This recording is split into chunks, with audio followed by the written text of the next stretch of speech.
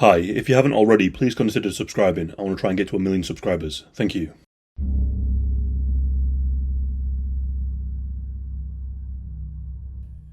This case takes place in the United Kingdom and spans over many years. Reinhard Sinaga, also known as Ray, entered this world on the 19th of February 1983. He was born in Jambi, a bustling city on the Indonesian island of Sumatra. Although he was brought up in Jakarta in West Java, Ray belonged to a well-to-do family with his parents and his 2 younger brothers. Ethnically, they were part of the Batak people, a prominent Indonesian group known for their adherence to a conservative form of Protestant Christianity. Ray, the eldest among his siblings in a tribal community, carried the weight of providing and looking after his family as per tradition. Growing up as a closeted gay man in Indonesia, a nation with conservative Islamic values, he faced condemnation from his family and tribe for his sexual orientation, compelling him to live a life shrouded in secrecy. Standing at a modest 5 feet and 7 inches, Ray possessed a gentle voice, charismatic smile, and sported thick-rimmed glasses, making him appear unassuming and inoffensive. However, the young man had a drive to break free from his oppressive background and embrace a lifestyle that allowed him to be open about his true self. In 2007, at the age of 24, he completed a degree in architecture at the University of Indonesia. He obtained a student visa and made the life-changing decision to move to Manchester in the UK. His arrival provided him with a long-awaited opportunity to finally lead the life he had been denied for so long. Although, unbeknownst to those who knew Ray, hidden beneath his unassuming exterior was a twisted darkness. This is the face of one of the most infamous rapists in history. The Crown Prosecution Service described Ray as the most prolific rapist in British legal history, and possibly even the world's legal history. Ray's student visa allowed him to attend the University of Manchester, where he studied for a postgraduate degree in urban planning, followed by a Masters of Arts in Sociology. Manchester, and more importantly the surrounding area of the universities, would make the perfect grounds for Ray to be accepted for his homosexuality. Princes Street is the main arterial road stretching from the imposing Victorian Albert Square Town Hall to the vibrant neighbourhoods where Ray strategically rented a flat. The street acts as a cultural dividing line. On one side, Chinatown explodes with colourful signs and enticing food smells. On the other side, the gay village welcomes visitors with the rainbow flag. Further down, the energy intensifies with iconic nightclubs like Factory and Fifth. Manchester has a legendary nightlife, but as a result of this, it has become the habitat for numerous lawbreakers and predators. Ray was known to be relatively outgoing and not very shy when making new friends. In 2008, Sarah, a pseudonym to protect her identity, crossed paths with Ray. In an interview with the BBC, Sarah stated that she knew Ray during his initial days as a student. She admitted that she shared the same circle of friends, but clarified that she was never particularly close with him. She claimed that Ray seemed to receive ample attention from other homosexual men and was quick to engage in flirting. Despite this, Sarah goes on to say that he never appeared to be the sort of individual who sought out any wild parties. He presented himself as friendly, quietly confident, and unassuming. His vanity was notable, evidenced by the meticulous attention he gave to his appearance. Sarah believed that his unique looks made him stand out within the gay community, ending the interview by saying that he had a preference for masculine men, and that he regularly boasted about his power to turn heterosexual men gay. However, this power he had was something far more sinister. Ray's comfortable life in Manchester was funded in part by his wealthy palm oil baron father, though he also juggled studies with part-time jobs. One such position in a bar located within Manchester's gay village placed him at the centre of the community he would later target. During an interview, one of his old bosses described Ray as no less than an exceptional employee, consistently ranking him among the best. He said that Ray came across as polite, efficient, spoke perfect English, and rarely missed a shift. He was known as the smiley, happy-go-Larry, self-proclaimed posh spice. This was the same nice guy picture painted by most people who came close to him. However, his boss continued and said that they found his constant eye contact and smile was at times unsettling, suggesting a hidden, manipulative quality. This unnerving characteristic, she emphasized, made the revelation of his true nature even more horrifying. Ray's hunting ground wasn't far from his modest flat in Montana House on Princess Street. After spending all day working or studying, Ray would position himself near his window, surveying the streets. Ray had a keen eye for masculine, muscly, tall, strong men, but he preferred them to be intoxicated and alone. When an opportunity arose, Ray would emerge, not only with a smile, but with a predatory glint in his eyes. He wasn't interested in deploying his so-called power of attraction, or seeking any genuine connection. Instead, he would either stalk a possible victim, or lurk around late-night takeaways, waiting to exploit innocent bystanders' vulnerabilities.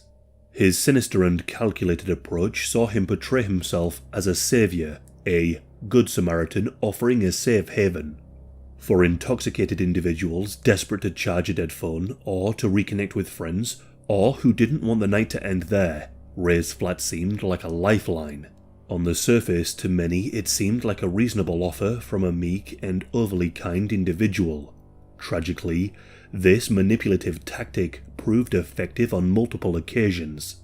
CCTV footage shows that on one occasion, Ray slips onto the street and catches a very drunk person and heads back to his flat together. He did this in under 60 seconds. Once inside his flat, Ray seamlessly transitioned from the role of a lurking predator to that of a gracious host, offering a seat and refreshments and very rarely causing suspicion. If the victim could navigate through his filthy flat, making sure not to knock off one of his many fridge magnets, Ray would showcase his wide range of alcoholic beverages. Vodka, tequila, rum, gin, whiskey, he had a drink for everyone, whatever their preference. Ray would present a chosen drink laced with a substance like gamma-hydroxybutyrate, otherwise known as GHB, known for its use as a 1990s anesthetic.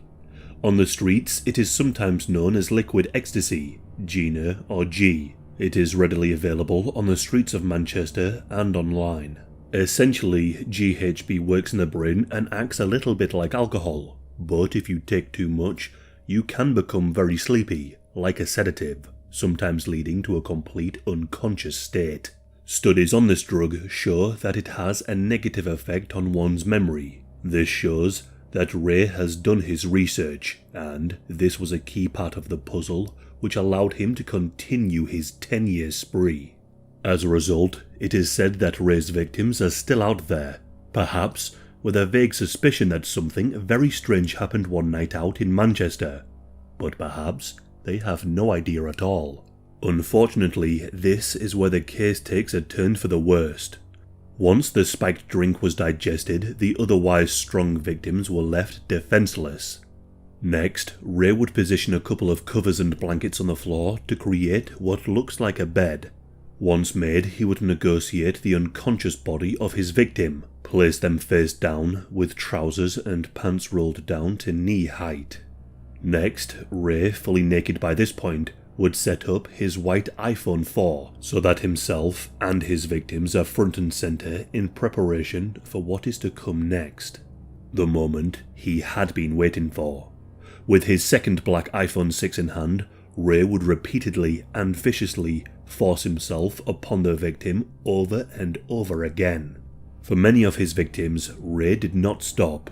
He would prolong the assault for up to several hours, sometimes with a break, but sometimes without. He would force himself upon the sedated, unconscious victim, all the while filming the ordeal so he may gain further satisfaction at a later date. Taking videos and photographs meant that Ray could continue to violate and gain gratification from taking something from his victims and owning it indefinitely. In the absence of a concrete timeline marked by dates and times, unravelling the dark saga of Ray's prolific assault spree becomes an intricate task. His spree was on an unprecedented scale, with over 200 victims. It's difficult to know where to even begin. With the nature of these crimes and the methodology of sedation and predation of men, victims either can't recall or don't want to recall the events, although numerous victims have gone on to record giving their versions of events. As part of an interview with a man who shall be named Robert to hide his identity, recalled his story. It was a typical night out for Robert. He arrived at a takeaway at the end of a night out partying and was looking to charge his phone. He asked one of the workers of the takeaway if they could charge his phone whilst he waited for his food order, but this conversation was overheard by Ray. Ray shouted in response, "I've got a flat round the corner, you can charge your phone there if you want, it's only a 5-minute walk away." So Robert thought, why not? He mentioned in the interview that he could handle himself, and he saw no feasible threat in Ray. So Robert went back to Ray's flat, put his phone on charge, and sat there. He described Ray's flat as the average university accommodation. Nothing made him think he had something sinister going on. Ray went into action, offering him all sorts of drinks from his wide variety. Robert politely declined these attempts, saying that Ray was not someone he would particularly like to socialize or drink with. He wanted his phone charged and to be off. Robert explained that Ray was persistent and offered a beverage a second time, this time with a range of different drinks. At this point, Robert thought that something was a little bit off, so after 15 minutes, with 5% juice on his phone, he made the wise decision to leave. On his way out, he politely exchanged numbers with Ray. However, he states that he was not interested in contacting him in the future. His name in the phone book was saved as Creepy Ray. For Robert, it is a tale of narrow escape. His fate rested on having a casual drink with a stranger. Where many may have left intact as Robert did, so many did not. Ray's exploits continued. A second man who shall not be named had crossed paths with Ray, and in an interview he stated the following. "We were out for a night out at Factory nightclub, and in the early hours I lost my 3 friends, so I went outside to see if I could contact them. 10 minutes passed, and while I was outside, Mr. Sinaga came up to me and asked me how I was, who I was, and why I was outside.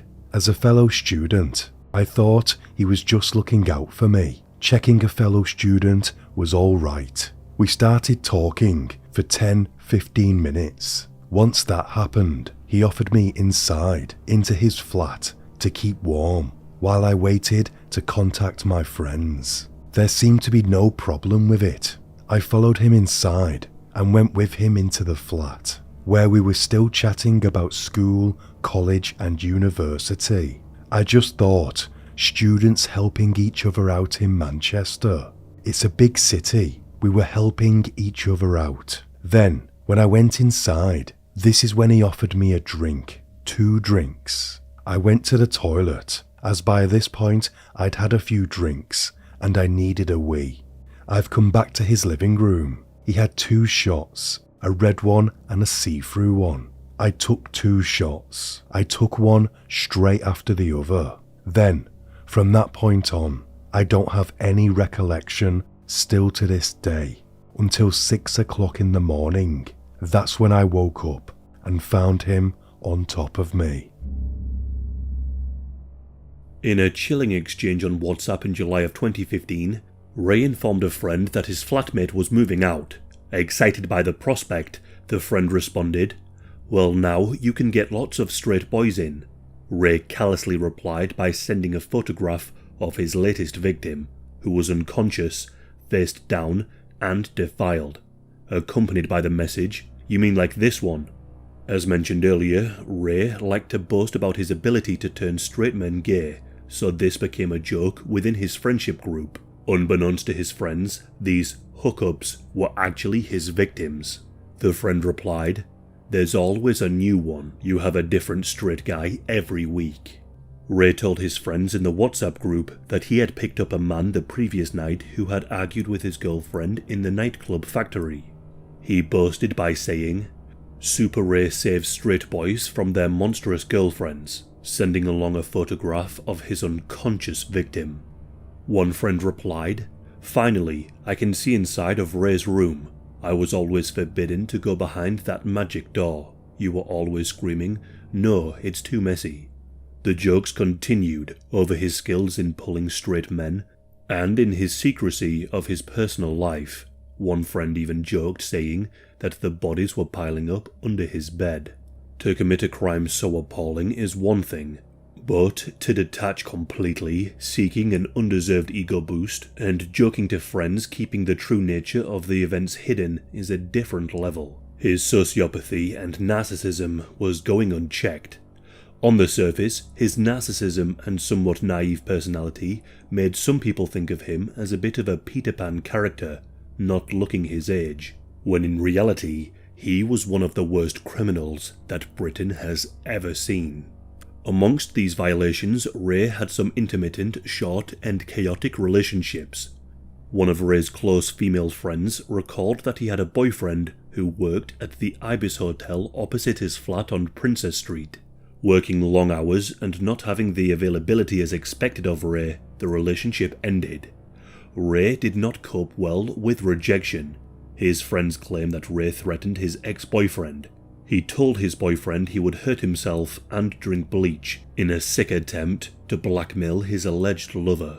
By 2017, Ray's exploits reigned for 10 years, and at this point he was commuting to the University of Leeds to study for his PhD with a thesis title, "Sexuality and Everyday Transnationalism Among South Asian Gay and Bisexual Men in Manchester."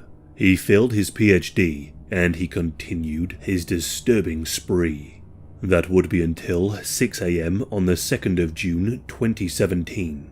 One man who shall not be named after leaving Ray's flat one cold morning rang 999.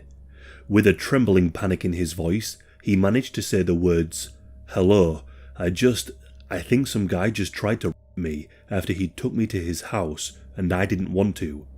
Of course, the call handler's priority was the man's immediate safety, but then asked if he met him last night, the man followed up with, "Yeah, I met him last night, I think.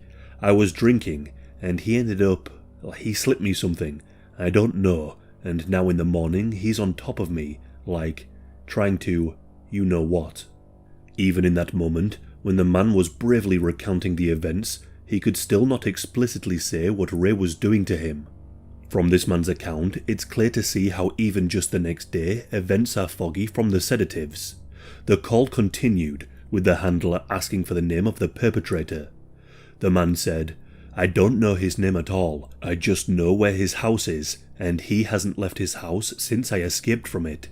He continued, stating that when he came round from his unconscious state, he very quickly tried to punch and push Ray away. In a panic, he tried to explain why he had blood on his hands. The man had beaten Ray to a pulp.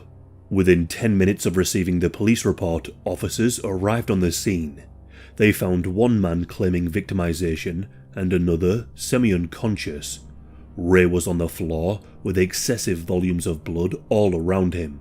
Because Ray was so badly injured, the original male who placed the emergency call was arrested. Ray was carried out of his flat down Princess Road on a stretcher and rushed to Manchester Royal Infirmary. This left the police in a real pickle. Who do they believe? Ray was in hospital in a critical state, and his attacker was literally sitting with blood on his hands. However, it wasn't long before the appalling truth unfolded. Ray was in and out of consciousness, but despite his dire condition, he was hell-bent on knowing the whereabouts of his mobile phone.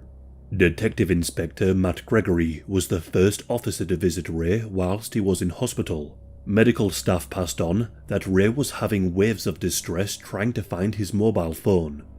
Gregory had scanned the medical bay and found his phone under the bed. What was perplexing to the officers was that Ray, desperate to get onto his phone, gave the officer the incorrect pin to unlock it for him.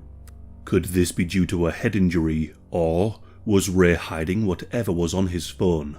Undeterred by these apparent games, the officer persisted and eventually received the code and unlocked Ray's mobile phone. In that moment, Ray conjured the ability to move and attempted to strike the mobile phone out of the hand of the officer. The officer became incredibly suspicious, so he went straight to the photograph application, and it was at this point that the cat was out of the bag. The officer was faced immediately with 3 disturbing thumbnails of an explicit naked male. He continued, knowing this information could be pivotal in the investigation. He watched 3 videos, much like many of the other film footage they would later find.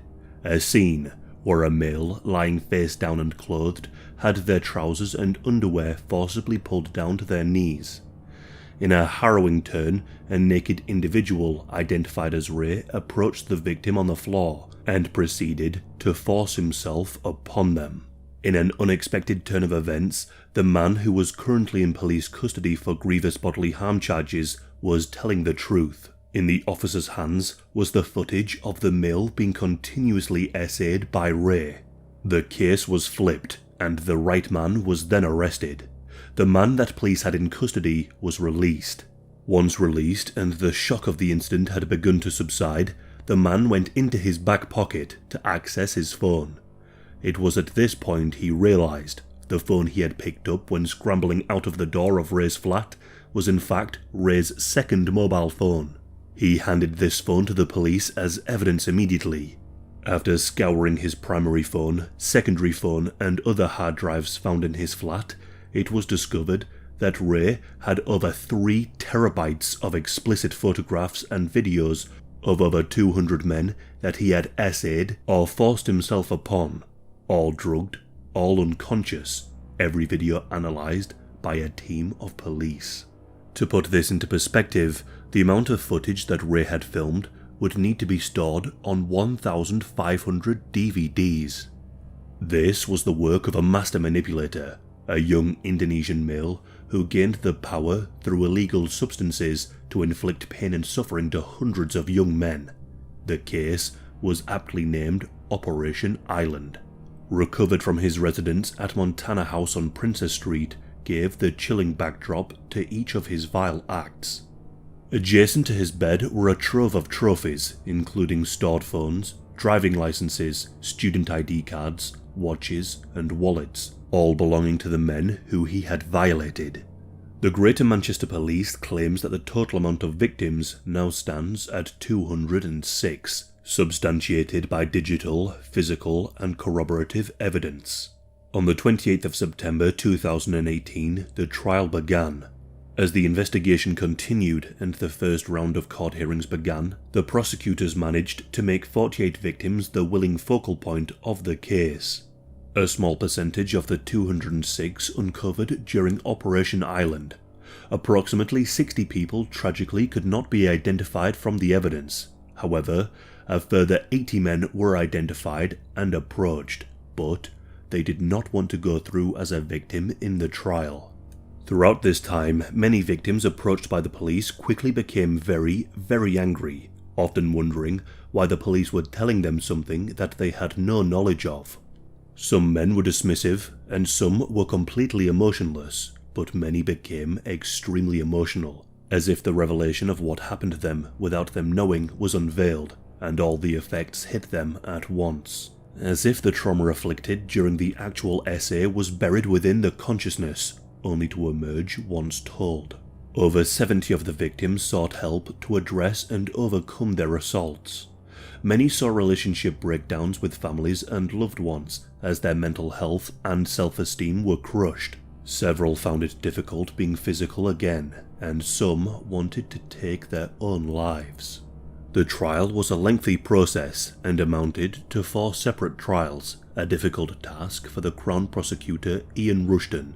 As in a case like this, it is difficult not to present the 48 victims like a conveyor belt. dehumanizing them as Victim 19, Victim 20, Victim 21, as there were just so many.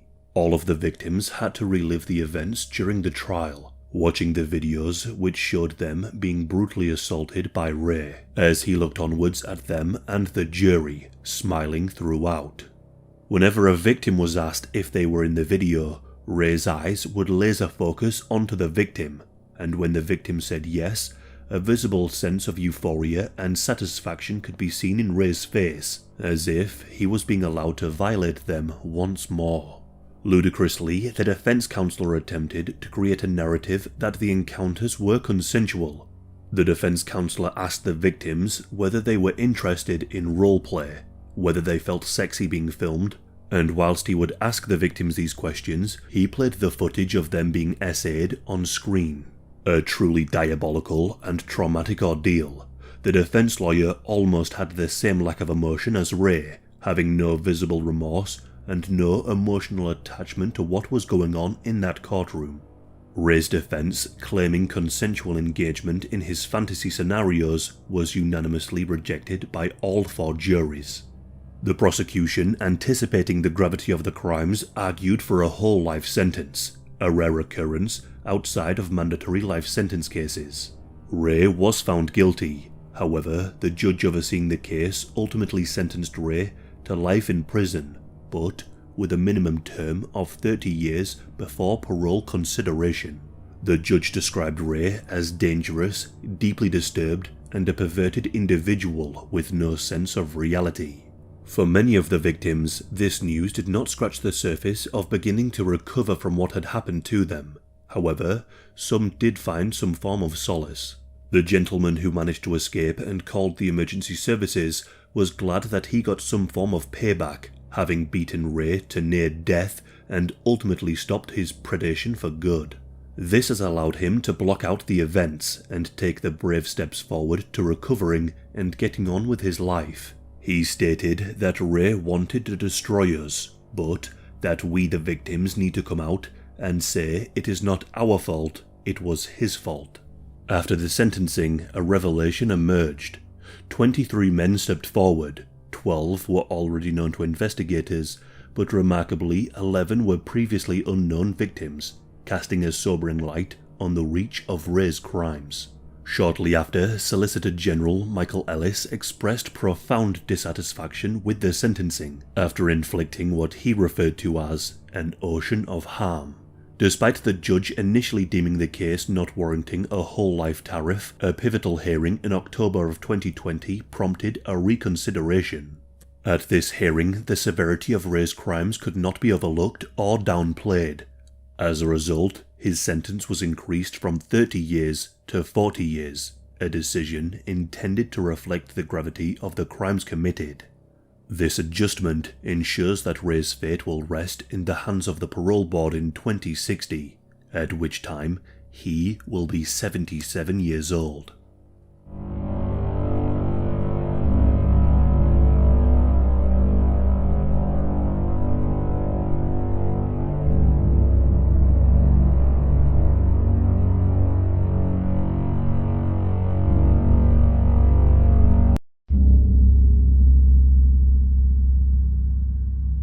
This case takes place in the United Kingdom on the 29th of August 2019.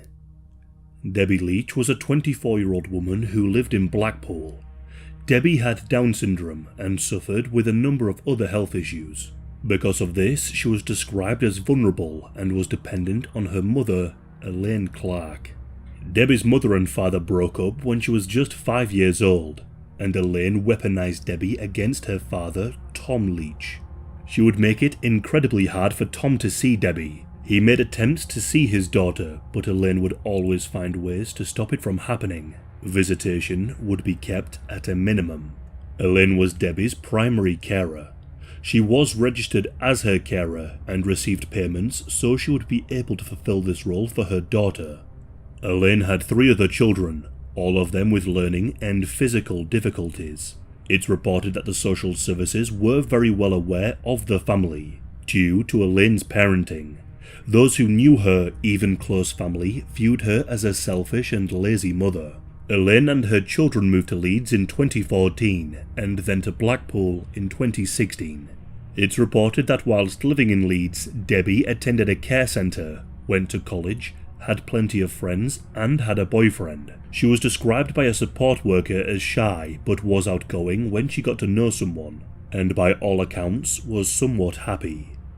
When they moved to Blackpool in 2016, Elaine did not allow Debbie to go to a new daycare centre, and Elaine stopped providing as much care, despite receiving enhanced benefits for caring for Debbie. In April of 2018, Debbie had a checkup from her GP.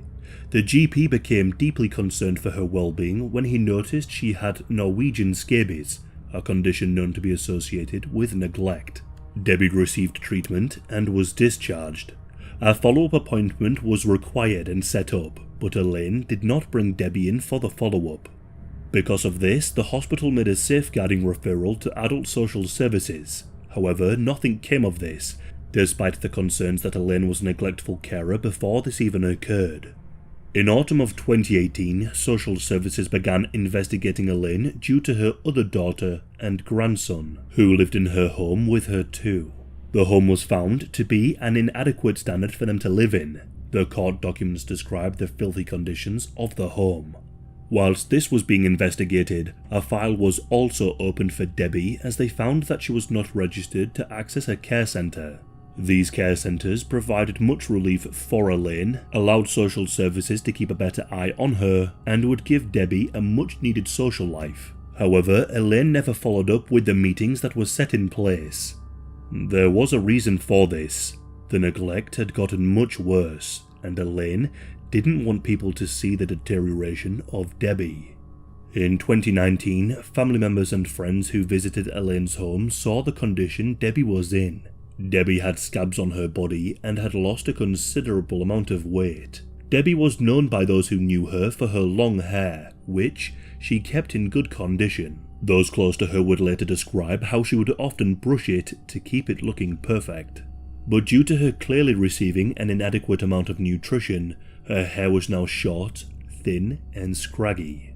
Upon seeing Debbie in such a condition, the family expressed their concerns to Elaine, but these concerns were simply dismissed. In April of 2019, relatives came over again. They asked where Debbie was, but Elaine just told them that she was unwell and that no one was allowed to go into her room. Although, Elaine's niece didn't listen to this. She instead snuck away and entered Debbie's bedroom. What she found horrified her. The room was dark, untidy, and had a horrid smell. The niece walked further into the room to find Debbie in bed.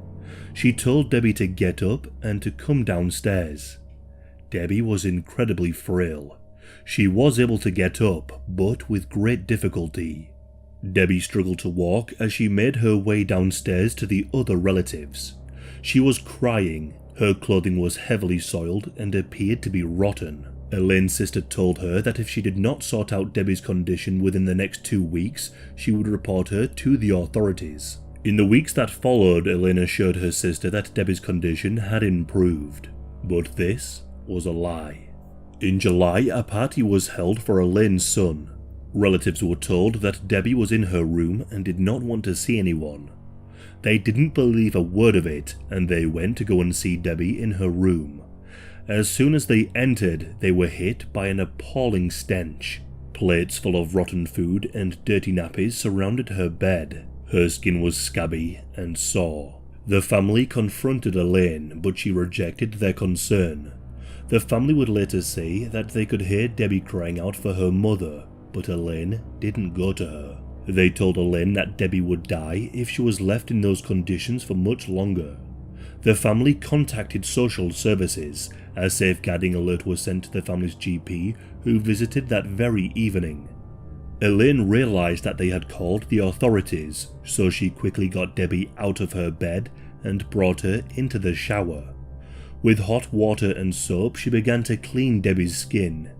Her skin was covered in large sores and rashes. The hot water and soap entering these wounds would have been incredibly painful. Debbie's siblings could hear her screaming in agony. Now clean, she dressed Debbie in oversized clothing to hide her frail frame. She managed to get her looking somewhat presentable before the doctor arrived. There was a knock at the door. Elaine greeted the doctor who came in to check on Debbie's well-being. She told the doctor that Debbie was having some trouble controlling her bowels and bladder, so she had given her nappies to wear. She said that her family had seen Debbie before her nappy had been changed, and that this was the reason for her being dirty. Elaine told the doctor that her family had overreacted and that there was nothing wrong.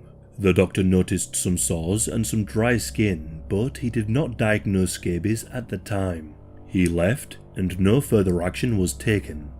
On the 1st of August, a pre-arranged visit occurred. Because these visits were pre-arranged, Elaine had time to clean Debbie and tidy her room so the authorities would not suspect a thing. Social services noted that Debbie did appear to be unwell, but noted that there were no serious concerns. It wasn't uncommon for Debbie's siblings to hear her crying. They would ask Elaine why their sister was upset, but Elaine just told them that Debbie was attention-seeking and to ignore her. Neighbours would also later say that they could hear Debbie crying. She could be heard shouting, "Mummy, Mummy," in her final days. These neighbours spoke with Elaine, but she just told them that Debbie was ill and to not worry about her cries. It would be on the 29th of August 2019 that Elaine called the emergency services to report that Debbie had been ill for a while and had passed away. A medical team was sent to Elaine's home. She told them that Debbie had not been eating or drinking for the last few days and that she had found her dead in her room. The medical staff began walking up the stairs and entered into Debbie's bedroom. Immediately, they were hit with a foul odour. Debbie was lying on the floor in an unnatural position. Rigor mortis had set in. She was surrounded by her own feces. Maggots were found on the floor and near to Debbie's body, and her clothing was rotten. The medical staff couldn't believe the state Debbie's body was in. It was obvious that she had been neglected to an extreme degree. Debbie's face was covered in so many scabs that she was no longer recognizable. Her once luscious hair was incredibly thin, and large amounts of her skin was missing due to ulceration. The scabies mites had been allowed to breed and multiply, reflecting an infection that had taken some time to develop. The pathologist determined that the cause of death was severe emancipation and neglect with extensive and severe scabies skin infection. It said that her skin looked like raw flesh and was described like something out of a horror movie.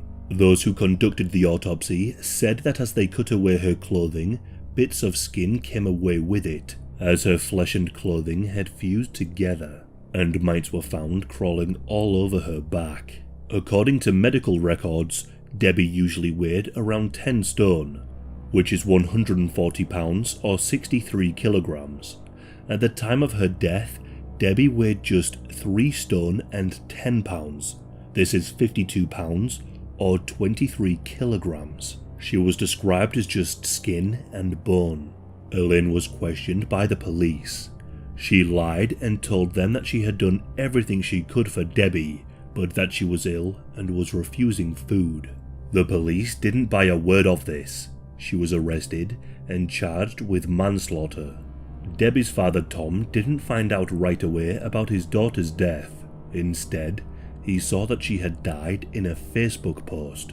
When he inquired further, he found out about the horrific way his daughter had died. Tom would later say that he was not allowed to give Debbie a decent burial. This was because Elaine was allowed to make arrangements. He told the media, "I managed to get half of her ashes and I buried her in a local church right next to my dad. At least I was able to do that for her." Tom went on to say, "Every time she saw me, her face lit up. All I can do now is try to remember the good times, but the good times have been marred forever by what happened." Before the trial, Elaine pleaded not guilty and tried to claim that she was innocent. There was overwhelming evidence that she had purposefully neglected Debbie and watched her slowly die in agonizing pain and misery, helpless to save herself. 10 days before the trial would take place, her lawyer urged her to change her plea to guilty. Realizing that this would give her a far more lenient sentence, she agreed. Elaine pleaded guilty. During the trial, Elaine spoke about her troubled upbringing as a means to justify her poor parenting skills and the neglect of Debbie. However, no real explanation was ever given. Elaine never gave a reason as to why she treated her own daughter in such a cruel way. When Elaine tried to pin all of her behaviour on her upbringing, the judge told her that this does not offer an excuse for the way she allowed Debbie to die. Evidence was presented which showed how Debbie's condition deteriorated over many months. They showed how Elaine prepared Debbie for the pre-arranged visits from the doctor and social workers so that she appeared to be in better condition than she actually was. There was plenty of opportunity for Debbie to be saved, but instead Elaine tried her best to cover her tracks to allow her to continue to neglect Debbie. She obviously knew how to care for Debbie well enough to present her in an acceptable condition to the doctors, but once they left, she went right back to tormenting and torturing her daughter with neglect. The judge overseeing the case said, "You were her mother, she lived with you, and you were also paid for her care. The failures in your care of Debbie were so grossly negligent as to be criminal. You may be in denial, but you cannot pretend that this is not true. The condition in which Debbie was found shows that not only did you not do your best, but that you must have done absolutely nothing to care for her in the last days of her life. Instead, you simply abandoned her to die alone, in pain, and without nourishment in the most awful of physical surroundings. The suffering she must have experienced is readily apparent to anyone who has seen the photographs and read the papers in this case." Elaine was found guilty of manslaughter and was sentenced to 9 years and 7 months. Following Elaine's incarceration, the Solicitor General called for her sentence to be reviewed, as she believed it to be far too lenient. However, those who investigated the appeal stated that Elaine's guilty plea, her lack of previous convictions, her own personal difficulties, and the demands placed on her by being the sole carer of 4 children with additional needs led them to believe that the sentence was fair, backing up the judge by stating, "The judge in this case took the necessary care. Her sentence remarks were lengthy and detailed. She identified and considered all the relevant factors of this very serious case. There is no basis which this sentence can be classed as unduly lenient. The effect is that the sentence remains as before." And so, the appeal to lengthen her sentence was rejected, and it's likely that Elaine will only serve a fraction of her sentence.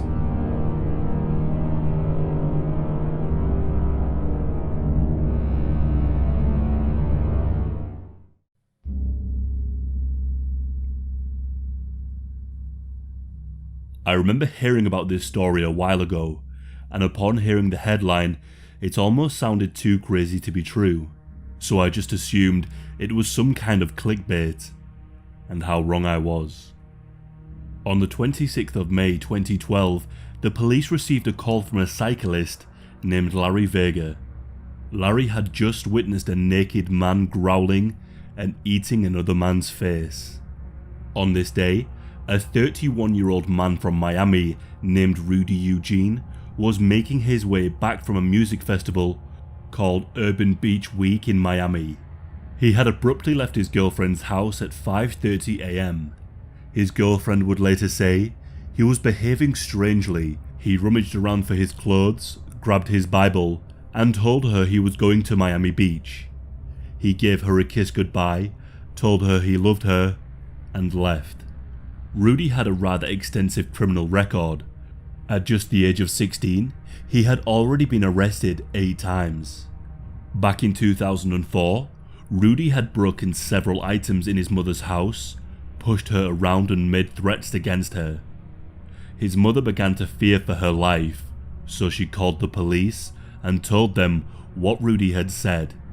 He had said to his own mother, "I'll put a gun to your head and kill you." When the police came and confronted Rudy, he balled his hands into a fist and threatened several police officers. It took 3 taser shots to subdue him. Now let's go back to the 26th of May 2016. Rudy's car had broken down before reaching the festival. He had called his girlfriend and told her what had happened and explained he would be late home. He stayed with his car for around an hour before leaving and walking 3 kilometers along the MacArthur Causeway to the mainland. As he was walking along the street, several people reported a person swinging from lampposts and taking their clothes off. At around 2 p.m, Rudy had stripped completely naked and was tearing up the Bible and throwing the pages on the ground. At this time, he walked by the Miami Herald building and began speaking to an elderly homeless man named Ronald Popper. Ronald was a 65-year-old man who had been homeless since 1976. He was just sitting in the shade of the overpass. What happened next was partially captured on CCTV, but the footage isn't clear and the camera was far away. Rudy staggers up the street and approaches Ronald, and Rudy starts to accuse him of stealing his Bible. Rudy then began to attack in a frenzy that would shock the world. He lunged at Ronald and began to furiously punch him. He beat him for around 2.5 minutes before throwing him from the sidewalk. The 65-year-old man was completely overpowered. Rudy continues to mercilessly beat Ronald for a further 5 minutes. He then drags him along the sidewalk, ripping off his trousers as he does. All while this is happening, multiple cars and bikes slow down and observe Ronald screaming for help, and they just pass by. Now out of view of the camera, Rudy begins to choke Ronald and pushes his fingers into his eyes and gouges his eyeballs from his sockets. He then begins to sink his teeth into his face and tears chunks of flesh from his skull. The whole disturbing incident occurred for a shocking 18 minutes before a police car is seen approaching. Thankfully, some of the people who had seen the attack had called the police. An officer named Jose Ramirez emerges from the car, unaware of just how dire the situation was. He does a double take at the bloody scene and draws his gun. He screams at Rudy, demanding that he stops at once. Rudy just looks up at the officer with a crazed look in his eye, flesh and blood dripping from his mouth. He then lets out a growl towards the officer and goes back to gnawing at the face of the poor defenseless man. With no other choice, Ramirez fires a bullet into Rudy's body. Remarkably, this gunshot proves to be ineffective. Rudy just continues to rip the flesh from Donald's face. He then fires his weapon another 4 times. A total of 5 bullets was enough to stop the crazed cannibal. Paramedics eventually arrive, and Ronald, who is still alive and conscious, is taken to hospital. Rudy was pronounced dead. When Ronald arrived at the hospital, he was in critical condition, with 80% of his face above the beard line missing. He had lost his eyebrows, his nose, parts of his forehead and cheek, and his left eye had been ripped out. The damage to his right eye had been too severe, and he was now completely blind. Doctors covered up the right eye with a flap of skin taken from his scalp and forehead. In just 7 weeks, charitable donations had flooded in to help Ronald. Over $100,000 was raised. In the following months, he went through various facial reconstructive surgery. A year following the attack, he gained more than 50 pounds in much needed weight and received help from an occupational therapist who taught him how to dress himself, shave, shower, and feed himself. He was also gifted a guitar to keep him busy. There are pictures online of the injuries just after the attack had taken place. I can't show them here on YouTube for obvious reasons, but they are just a Google search away. When asked about the incident, Ronald gave a chilling account of what happened. He said, "For a very short moment of time, I thought he was a good guy, but he just went and turned berserk. He said to me, 'You and me, buddy, no one else here. I'm going to kill you.' He then just started to scream." Ronald then went on to say, "He smashed my face into the sidewalk and then strangled me in wrestling holds. At the same time, he plucked my eyes out. I just didn't know how to get away from the guy. He just ripped me into ribbons. He chewed up my face and plucked out my eyes. That's basically all there is to say about it. I thank the Miami Police Department for saving my life. If they didn't get there in the nick of time, I would have definitely been in worse shape, possibly dead on the scene. Ronald has also recorded a video that can be found on YouTube where he thanks the community for all of their support. From what I can gather about Ronald's early life is that he was a rather intelligent young man when he finished high school. There isn't a great deal of information about how he actually ended up living on the streets. He was already homeless in 1976. He was shot and treated for a gunshot wound, and when asked for his address at the hospital, he put down the Salvation Army shelter. He also has a record of arrests for trespassing, public intoxication, and sleeping in public. He slept on a cardboard box just across the street from where the attack had taken place. He would often listen to a small radio and never troubled anyone. Ronald doesn't like to speak about the attack, so information about how he is these days is hard to find. Whenever journalists would speak to him, he would often shut it down quickly by saying he was tired. Now I guess you're wondering, what could possibly motivate someone to do this? According to the people that knew Rudy, they said he was just an average guy, a little quiet and private, but nothing that indicated he was capable of doing anything as barbaric as this. None of his friends or family noticed any change in terms of his mental health. Despite them saying this, he was actually known to be violent at times. A powerful synthetic drug, commonly known as bath salts, was thought to be the culprit fueling this frenzy. But strangely, toxicology reports showed that Rudy only had marijuana in his system.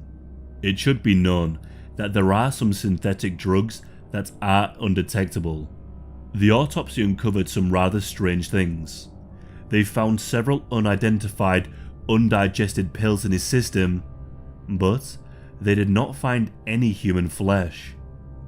Following the death of Rudy, his mother struggled to find any church that would be willing to hold his funeral, as he was now known as the Miami Cannibal.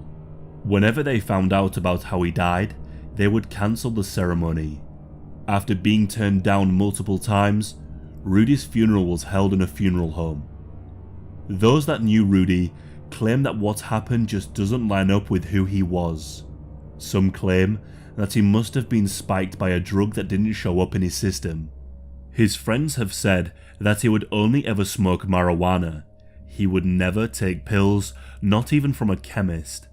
Some believe he had a mental breakdown, and Rudy's mother believes that what happened that day had to be supernatural.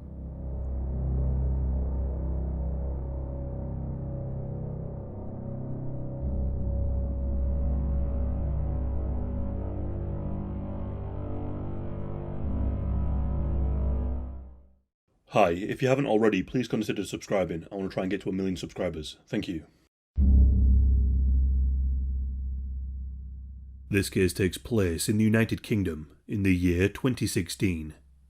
The case you're about to hear ranks amongst the very worst. It has a manipulative, narcissistic leader, and the naive followers who, under intense control and coercion, became perpetrators, and finishes in the brutal end of a vulnerable man. This case begins with a man named Zahid. Zahid was born in 1974. His early life and family details remain mostly unknown, although it is known that he had several previous criminal convictions. He was charged with burglary and dangerous driving, and when he was younger he was cautioned with possessing a weapon at Manchester Airport. Zahid lived in Sheffield, England during his late 20s and early 30s. At this time, he had experienced a severe car accident, which left him in a coma and eventually reliant on a wheelchair.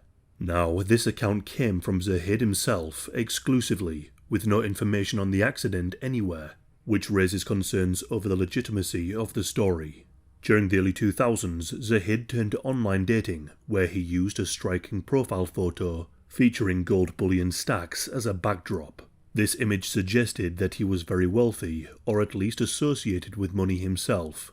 His attempt to attract a partner by projecting a false image of wealth eventually succeeded when he connected with Kay Rayworth.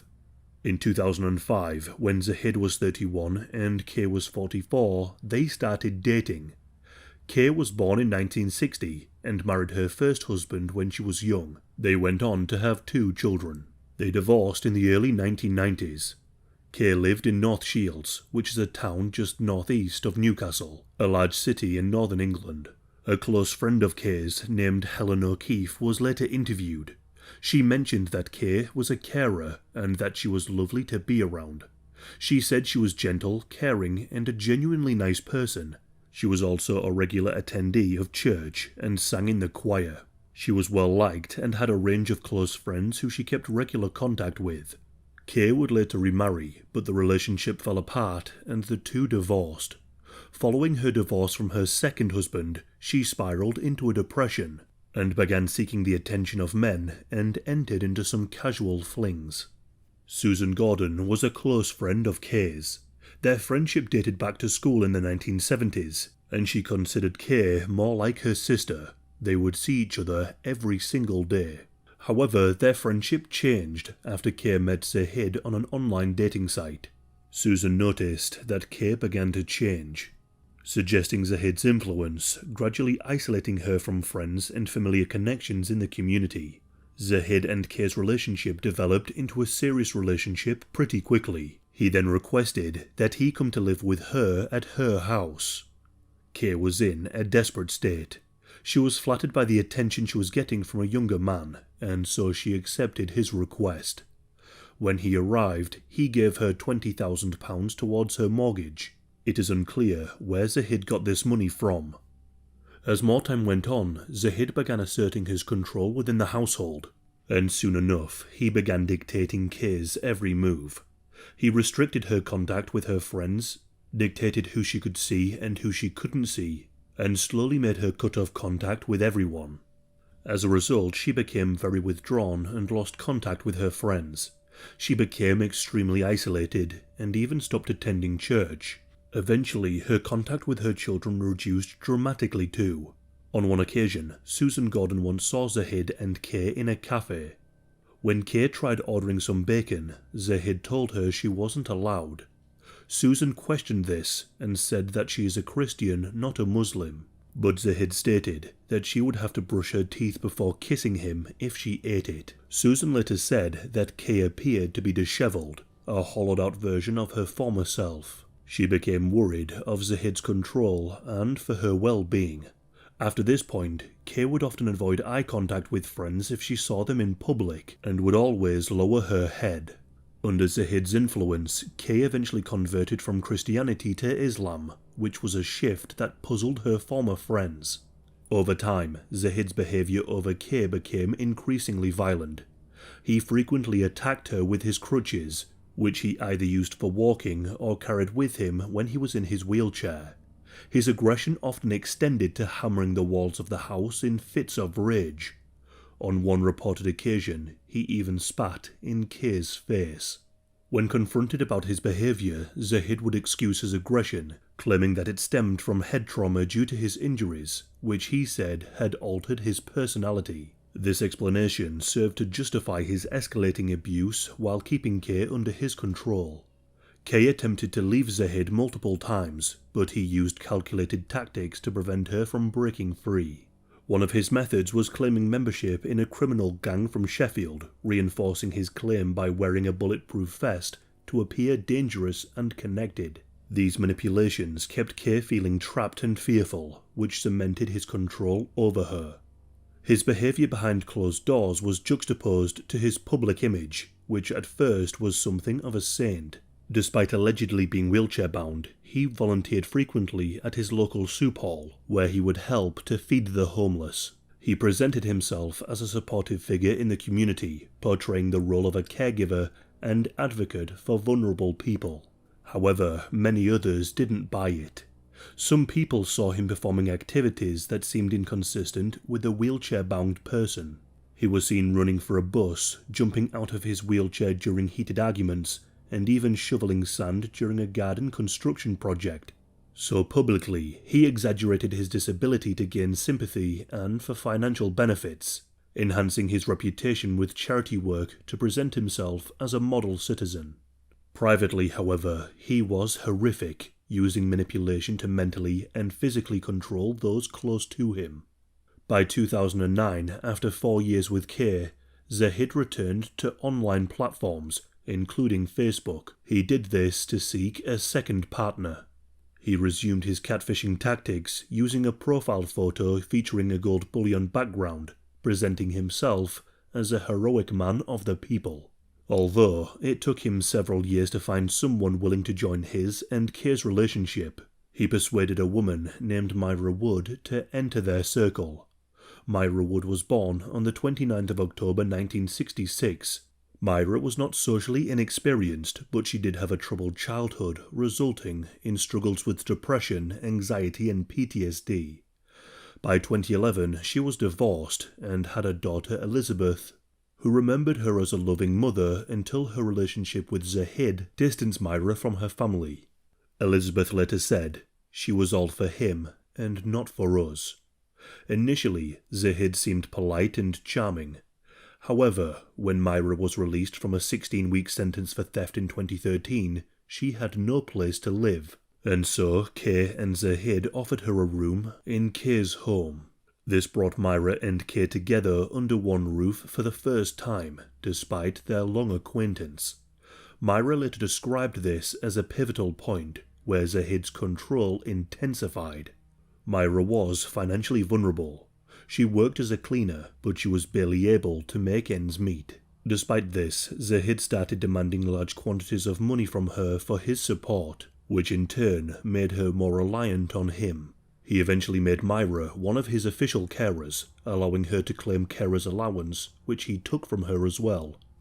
Their relationship grew increasingly hostile, with Zahid erupting in rage during arguments, mirroring his attacks on Kay. Physical violence escalated, including strangling Myra multiple times. Both women suffered under his control. They were sometimes pinned down to the floor under his weight and strangled or slapped.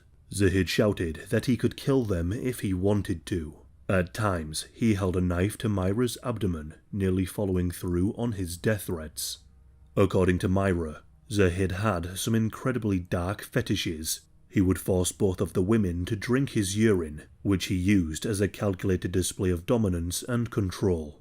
Kay was reluctant, but Myra obliged. Zay had both Kay and Myra under his full control, but his disturbing behavior escalated even further. He developed a perverse interest in animals, and began watching illegal videos involving animals. And eventually, he acquired dogs himself. He started pressuring Kay and Myra to engage in acts with the animals. Both women claimed they refused, but recalled his persistent attempts. Soon enough, he began looking for a third partner. His next two victims were a woman called Anne Corbett and a man named Jimmy Prout. Anne was significantly younger than Zahid and the other women. She was born on the 8th of November 1990 and was in her 20s when she met Zahid. Anne had a history of instability and learning difficulties, often finding herself homeless. Zahid discovered her vulnerabilities and offered her a place to stay, but the space was limited in Kay's home. To accommodate her, he persuaded Kay to acquire a second home just down the road. This is where Anne, Myra, and Jimmy Prout eventually resided. Jimmy Prout was born around 1970 and he had a troubled background. He was born and raised in Newcastle and was the sixth youngest of 8 siblings. His mother struggled with depression, while his father frequently worked away. This led to several of the children, including Jimmy, spending time in child protective custody. This, along with his learning difficulties, had a drastic impact on him and made him particularly vulnerable. Although Jimmy once had a stable life with his ex-wife Mandy Carter, along with their 2 children, but his life later unravelled. When his life fell apart, he took on casual jobs, engaged in minor criminal activities, and ultimately became homeless, making him susceptible to Zahid's influence and control. Despite this, it is said that Jimmy Prout had a good nature, but Zahid, he took control of his good nature by making Jimmy undertake laborious tasks for no pay. Jimmy was the cleaner and handyman of both properties, but not only this, he would also carry out any errand Zahid requested. He was essentially Zahid's slave. Jimmy felt indebted to Zahid, who provided the home and a sense of family he had longed for, and so, without question, he followed Zahid's commands. Zahid maintained an intimate relationship with Anne, but over time, Anne also became involved with Jimmy. In public, the group would follow Zahid in a specific order, walking in line with him leading. There would then be Myra and Kay directly behind, and then Anne, followed by Jimmy at the back, signifying his position as the lowest in the hierarchy. Fear of Zahid dominated the group, and Jimmy was clearly treated as the most inferior member. In 2014, Zahid attended the People's Kitchen Christmas party for the homeless, mingling with local dignitaries, including the Mayor of Newcastle and Gateshead, who posed for a photograph with him. But within a year of this photograph, Zahid's abuse escalated sharply, leading to the tragic and gruesome events that would ultimately define this case. In autumn of 2015, Anne's brother Ivan came to stay at the second property. He needed shelter, but of course Zahid saw this as a chance to add Ivan into his cult-like group. But Ivan was strong-willed and physically capable, and so he was able to resist Zahid's influence. Subsequently, tensions rose and the two clashed. According to Zahid, a few of his tools went missing. They weren't particularly valuable, but it was enough to enrage him. Ivan soon left to avoid any further conflict, but because of this, Zahid's anger turned to Jimmy.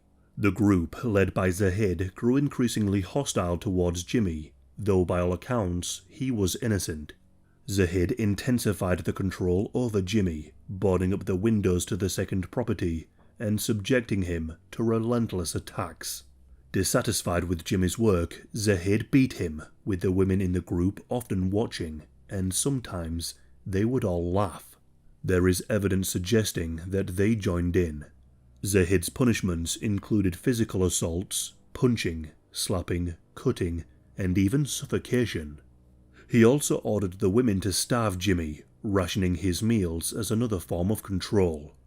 Zahid's cruelty extended to forcing Jimmy to stand for long periods of time. Jimmy was too afraid to resist, and he obeyed Zahid's commands, enduring the torture in silence. It's not always clear why victims stay with their abusers, but perhaps Jimmy was too weak from the abuse, or he had nowhere to go, or maybe both. However, Jimmy attempted to reach out by posting distressing images and messages on social media, hoping that someone might recognize his plight. He shared photographs of himself crying or showing his frail and beaten body, accompanied by captions that hinted at the abuse he was suffering.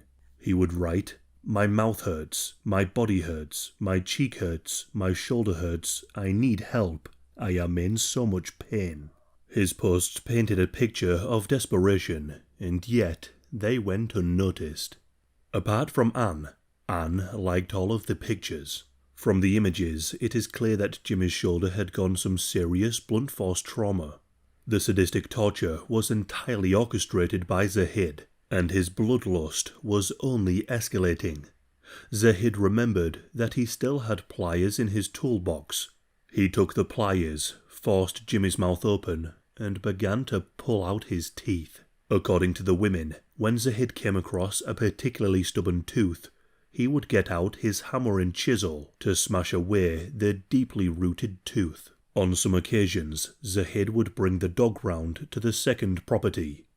At Zahid's command, Jimmy was forced to have intercourse with the dogs, whilst he watched for his pleasure. The women did nothing to stop the cruelty to Jimmy and the dogs. Now this next part is unbelievably gruesome. Just when you would think the abuse couldn't get any worse, Zahid decided that he was going to remove one of Jimmy's testicles. Zahid pulled out his Stanley knife. This is a knife used for cutting carpets and other building fabrics. He passed the knife to Anne Corbett and told her to cut open his scrotum and remove one of his testicles. Anne made the initial cut, but then she refused as she just couldn't bear it any longer. So Zahid grabbed the Stanley knife and did it himself. Jimmy was given no painkillers before, during, or after. Zahid proceeded to cut the scrotum and attached the testicle before force-feeding it to Jimmy. He then made sure that Jimmy consumed it. Zahid then commanded Anne to burn the wound with a heated metal bolt to seal it before sewing it up. Jimmy would of course been in extreme pain, but the others in the group just watched and laughed, and they would later kick him in the groin.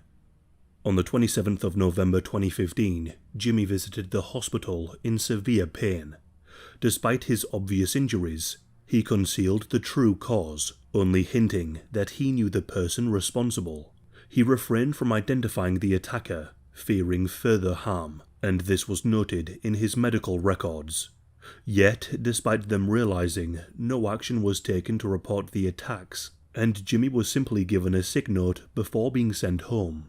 On the 30th of November, Jimmy returned to the hospital, accompanied by Zahid and Anne. Zahid dominated the conversation, explaining Jimmy's injuries as the result of an assault and insisting that Jimmy needed an extended sick note. When the doctor examined Jimmy, he observed stab wounds, to which Zahid claimed that Jimmy's attackers had attempted to stab him but failed because Jimmy was wearing a number of coats. The doctor noted the previous visit, and in his medical notes there was writing pointing to signs that Jimmy was suffering greatly. Yet no action followed. Several weeks later, they returned to the doctor again. This time, the doctor had a member of the learning disability team present. The doctor raised concerns about Jimmy's missing teeth, prompting Anne to claim that Jimmy had removed them himself. The doctor and his team noticed Jimmy's fearful demeanor, but Zahid convinced them that Jimmy's injuries were self-inflicted and that they were simply just trying to take care of him. Despite signs of extreme neglect and harm, no further intervention occurred, leaving Jimmy under Zahid's control. And the attacks continued. Jimmy's health deteriorated rapidly, eventually leaving him so frail that he could only walk if Kay and Myra held him up by each arm. Surveillance footage captured moments where Kay and Myra dragged Jimmy through the streets against his will. Zahid, Myra, Kay, and Anne showed complete contempt for him. In one sickening incident, Myra and Zahid were on a bus and they showed a local woman photos of Jimmy's bruised and battered body. As Zahid displayed the images, Myra laughed, and the woman was deeply horrified. His skin was bruised to the point of blackness, and she expressed concerns. But Zahid dismissed it, saying that Jimmy deserved the attacks. Another disturbing incident occurred on a frigid morning in January 2016, when a neighbour found Jimmy slumped against her gate, wearing only a sleeveless jacket. Jimmy was too weak to stand up, and he could only manage to say the words, "Help me." Despite these distressing interactions and multiple doctor visits, these red flags were ignored. Ultimately, there were 17 documented opportunities where authorities or witnesses could have intervened and saved Jimmy. But they never did, and ultimately, Jimmy's days were numbered. It would be Anne who delivered the final and brutal act. In the early morning hours of the 9th of February 2019, Jimmy was in extreme pain. Because of this pain, he screamed through the night. Because of his screaming, Myra called Zahid, and the group gathered to decide how to silence him. Zahid instructed Anne to gag him, which she did. According to Anne, what happened next was accidental, but she used a piece of clothing to wrap around his mouth and nose. Laying there, battered, bruised, and alone, Jimmy suffocated to death. At 6 a.m., Jimmy passed away. Once the gang realized that Jimmy was dead, they wrapped his body up in layers of clothing and placed him into a sleeping bag. The gang then transported him to a barren area around 100 meters away from the home. They left him there hidden in the shrubs and exposed to the elements. To cover their tracks, Zahid later burned evidence in a bonfire before the group attempted to resume their lives as normal, as if nothing had even happened. Although soon enough, the group began breaking down under guilt and paranoia, fearing that they might be caught. Each member had blood on their hands. None of the women were mere bystanders. They either inflicted harm or allowed Jimmy's torture to continue. On the 25th of March 2016, a fight erupted between Zahid and Anne, prompting Zahid to call the police. Zahid claimed that Anne had attacked him and that she had killed Jimmy Prout. In a pathetic and desperate attempt to save himself from the crime, Zahid tried to pin all of the blame on Anne. The police arrived to find Zahid inconsolable, surrounded by a distressed Kay and Myra. But inconsistencies in his story raised suspicion. The following day, the police arrested Zahid, Anne, Kay, and Myra for questioning. Zahid, Kay, and Myra planned to blame everything on Anne. But in another police room, Anne had confessed to the location of Jimmy's body. She admitted that she had suffocated him by accident and led the police to his remains. On the 27th of March 2016, Jimmy's badly decomposed body was discovered. Jimmy's body had been partially consumed by wildlife, although enough evidence remained of the extensive attacks. Numerous broken bones showed a history of torture over the past year. A post-mortem confirmed the barbaric treatment. The group's stories quickly crumbled, leading to charges for Jimmy's murder. The trial began on the 3rd of May 2017. All 4 of the gang pleaded not guilty to murder, displaying little remorse for the medieval-style torture inflicted upon Jimmy. In the end, Zahid and Anne were found guilty of murder, while Kay and Myra were convicted of causing or allowing death of a vulnerable adult.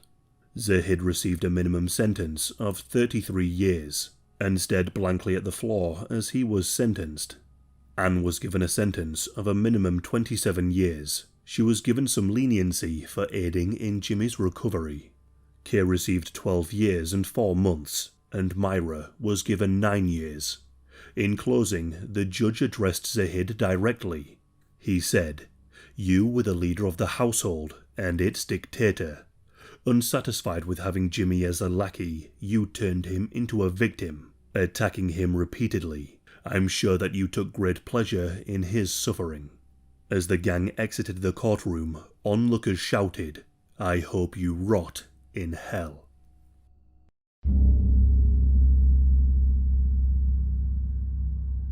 This case takes place in the United Kingdom on the 19th of June 2003.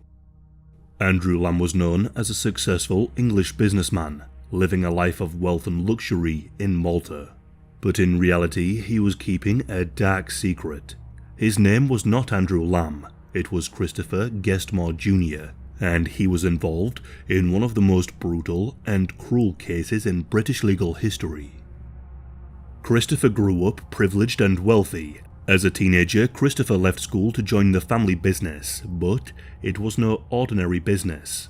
As part of his duties, Christopher would learn about the world of surveillance and gathering intelligence. And like his father before him, he too became a success in the industry, displaying an aptitude for undercover work and investigation. Christopher showcased his talents when he infiltrated organised crime gangs in Wolverhampton and a far-right movement in Nottingham, collaborating with media outlets like Channel 4 and BBC. His future seemed promising, and he was well on the way to building a successful career in the television business. However, fate took a dark turn when he crossed paths with one of Manchester's most notorious gangsters, John Wilson, a man with an incredibly violent reputation. He drew Christopher into the world of crime, leading him to commit horrific acts. Also working with Wilson was a man named Brian Waters, a 44-year-old cannabis dealer who was growing plants at Burnt House Farm near Cheshire. He set up the farm at Burnt House with his son and daughter, who were adults, and a man named Solomon Razek. Whilst Brian dealt for Wilson, he kept this operation secret, and the operation made around £3,000 a month. Brian had contacts in the Netherlands, and he would often broker deals between Wilson and his other Dutch associates. In 1999, during a return trip to the UK from Holland, Brian was caught at a port with £20,000 in cash. This cash belonged to John Wilson.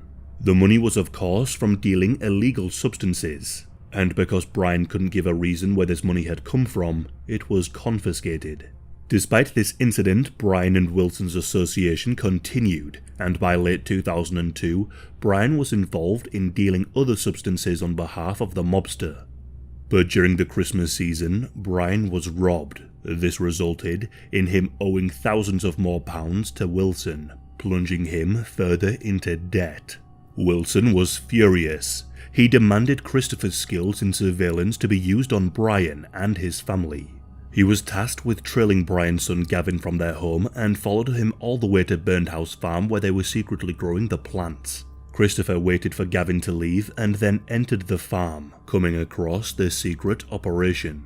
Christopher relayed this information back to Wilson, who was absolutely outraged. He believed that Brian was going behind his back and selling without his consent. So, Wilson gave the orders for his gang to ransack Brian's farm, steal his plants and equipment. This gang included Christopher, a man named James Raven, otherwise known as the Milkman, due to him being able to deliver when hired to deal with other criminals. He was also somewhat of an intimidating man, with tattoos that read Maniac and Proceed with Caution, and there was a good reason for these tattoos. There was also Otis Matthews, who was Wilson's right-hand man, and someone who was capable of extreme violence. And finally, David Moran. David would play no part in what was about to unfold. He was there to keep watch for the police whilst the other gang members ransacked the farm, but more on his part later. Wilson got these 4 men to do his dirty work and sent them over to the farm. When these men arrived, nobody else was there. They began loading all of the plants and equipment into a van they had brought with them, stealing everything of value. They drove the loaded van away to another location and returned to the farm to send a message. Sulman Razak arrived at the farm to tend to the plants, completely oblivious to the horrors that awaited him. Little did he know that his life was about to change forever as he was ambushed by the men sent by Wilson. As he entered the farm, Razak endured a relentless barrage of punches and kicks to his face. The men started demanding for money, but Razak had no idea what they were talking about. The men then tied him up with rope and suspended him upside down and plunged him headfirst into a barrel filled with dirty water. They continued to press Razak for the information about the money, but Razak replied saying that he had no idea what they were talking about. So, the men then electrocuted him and poured acid on his body. The brutality only escalated from there. A pillowcase was thrown over Razak's head and set on fire. The fire burned his shoulders and neck before it was extinguished. He was then tortured with an industrial staple gun, causing unimaginable pain and torment. Multiple staples were fired into his head and back. This horrific torture lasted for well over an hour, but he was still alive. And then Brian, totally unaware of what was happening, arrived at the farm. Brian was immediately attacked. He suffered the same fate as Razak. He was beaten, tied up, and lowered headfirst into dirty water. Razak watched in horror as Brian was subjected to the same torment. But they took it a step further. One of the men retrieved an iron bar. They inserted this bar into Brian's anus. The bar was pushed into him with such force that it ruptured his insides. Now, as I mentioned earlier, Brian's children were part of the operations on the farm, and Brian had come to meet them at the farm. So they too turned up. Their names are Natalie and Gavin. Natalie was just about to turn 21 and Gavin was 25. As they approached the farm, the 3 men apprehended them and brought them to where their father was held. Gavin was horrifically beaten as they demanded Brian to hand over the money. Gavin was then tied up and a noose was placed around his neck. The rope was thrown over a beam and tightened, which resulted in him being choked. Natalie was also tied up and placed next to her father.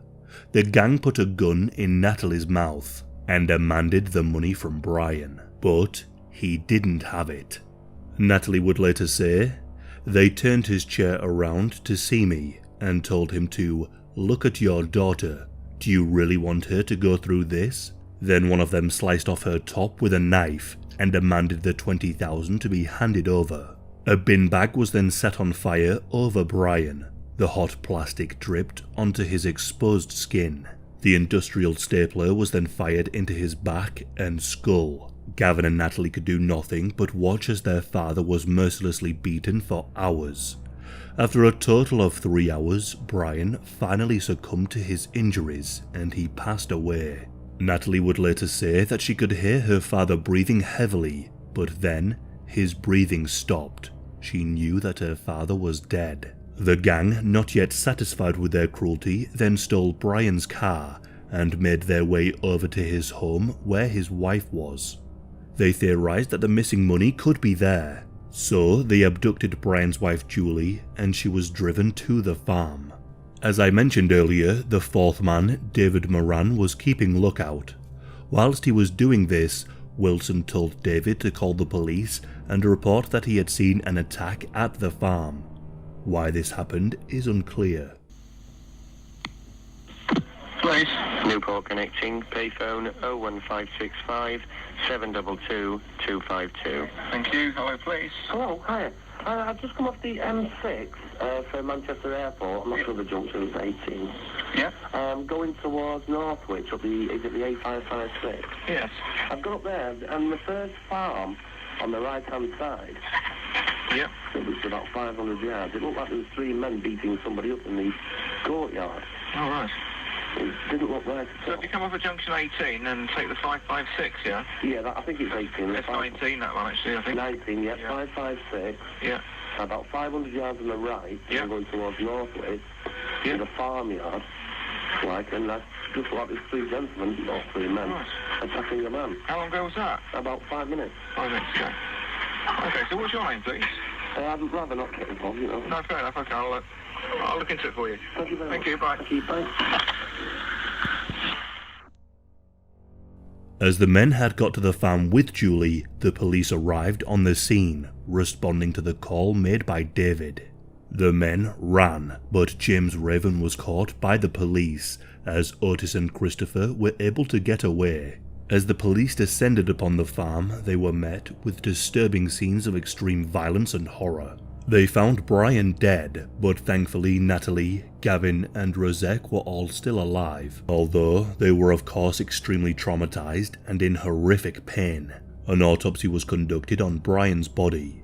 They found that he had over 100 separate injuries in what was one of the worst torture cases Britain has ever seen.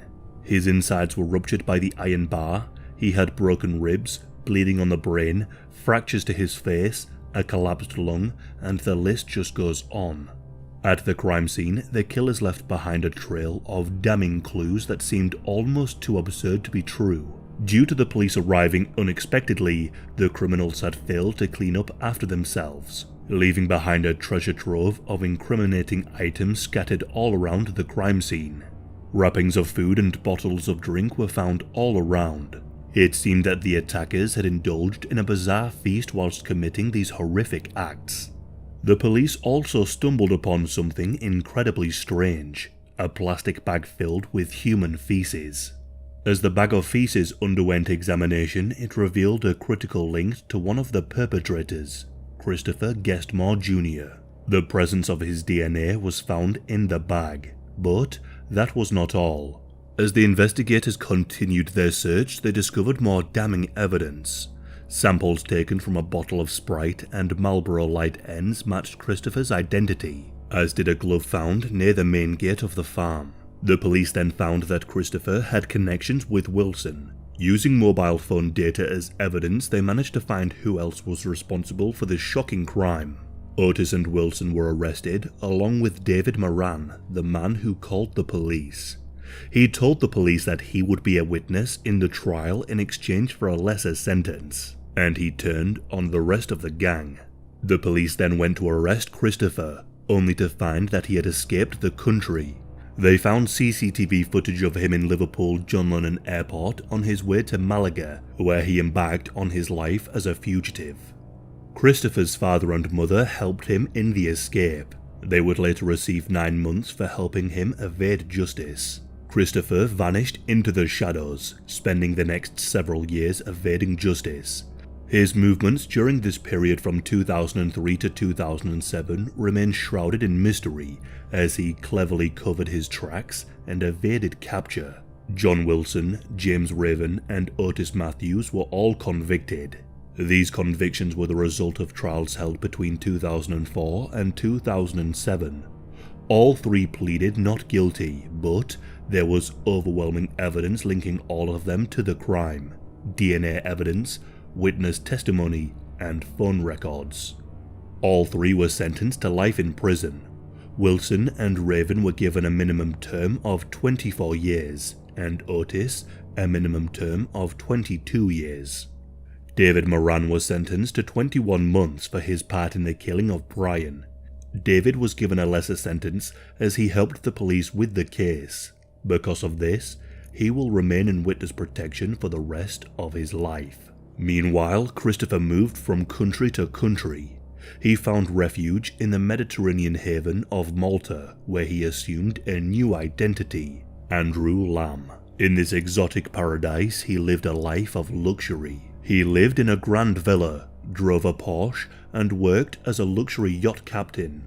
To those who knew him in Malta, he was a seemingly successful British businessman with connections that reached as far as the Moroccan royal family and the Egyptian military. As Christopher settled into his new life of luxury, he believed he had successfully escaped justice. He immersed himself in a world of wealth and prestige, relishing in the illusion of safety and freedom. However, the police were gradually closing in on him.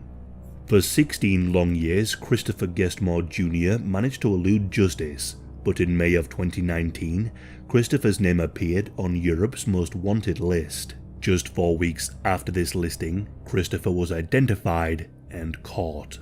Throughout the painstaking extradition proceedings that followed, he clung to his new identity of Andrew Lamb, which further complicated the process. But his true identity was soon exposed, and he was brought back to the United Kingdom. March of 2021 marked a pivotal moment as the trial of Christopher commenced at Chester Crown Court. He was charged with murder, but he denied any wrongdoing and proclaimed his innocence. During the trial, Christopher's demeanour seemed composed and polished when he was questioned by his own barrister, but as the prosecution cross-examined him, his facade began to crack. The once brash and arrogant man now appeared to be unsettled, with evident gaps in his account and evasive answers. In a rather dramatic twist, Christopher received unexpected support from his godfather, Stephen Hayes. Stephen claimed that he was with Christopher on the night of the murder and that they went to a wine bar together. This testimony suggested that Christopher could not have been at the scene of the crime, leading the jury to deadlock, resulting in a retrial in November. However, this time, the jurors were not swayed by the new account, as overwhelming evidence was presented over the course of a month. Despite Christopher's protests of innocence, it became very clear that he had been an eager participant in the heinous violence inflicted on behalf of Wilson. After 18 years, Christopher was found guilty, and he was sentenced to life in prison with a minimum term of 24 years. It then came out that Christopher and James Raven were undercover TV researchers who investigated the criminal underworld on behalf of the BBC. They were paid £52,000 by the BBC for just one job, despite them knowing full well that they were part of the criminal underworld. The case of Brian Waters is one of the most horrific in British legal history, and has left a lasting, unimaginable pain on his family. Razek, Julie, Gavin, and Natalie continue to bear the heavy burden of that fateful day, grappling with emotional scars and regular flashbacks.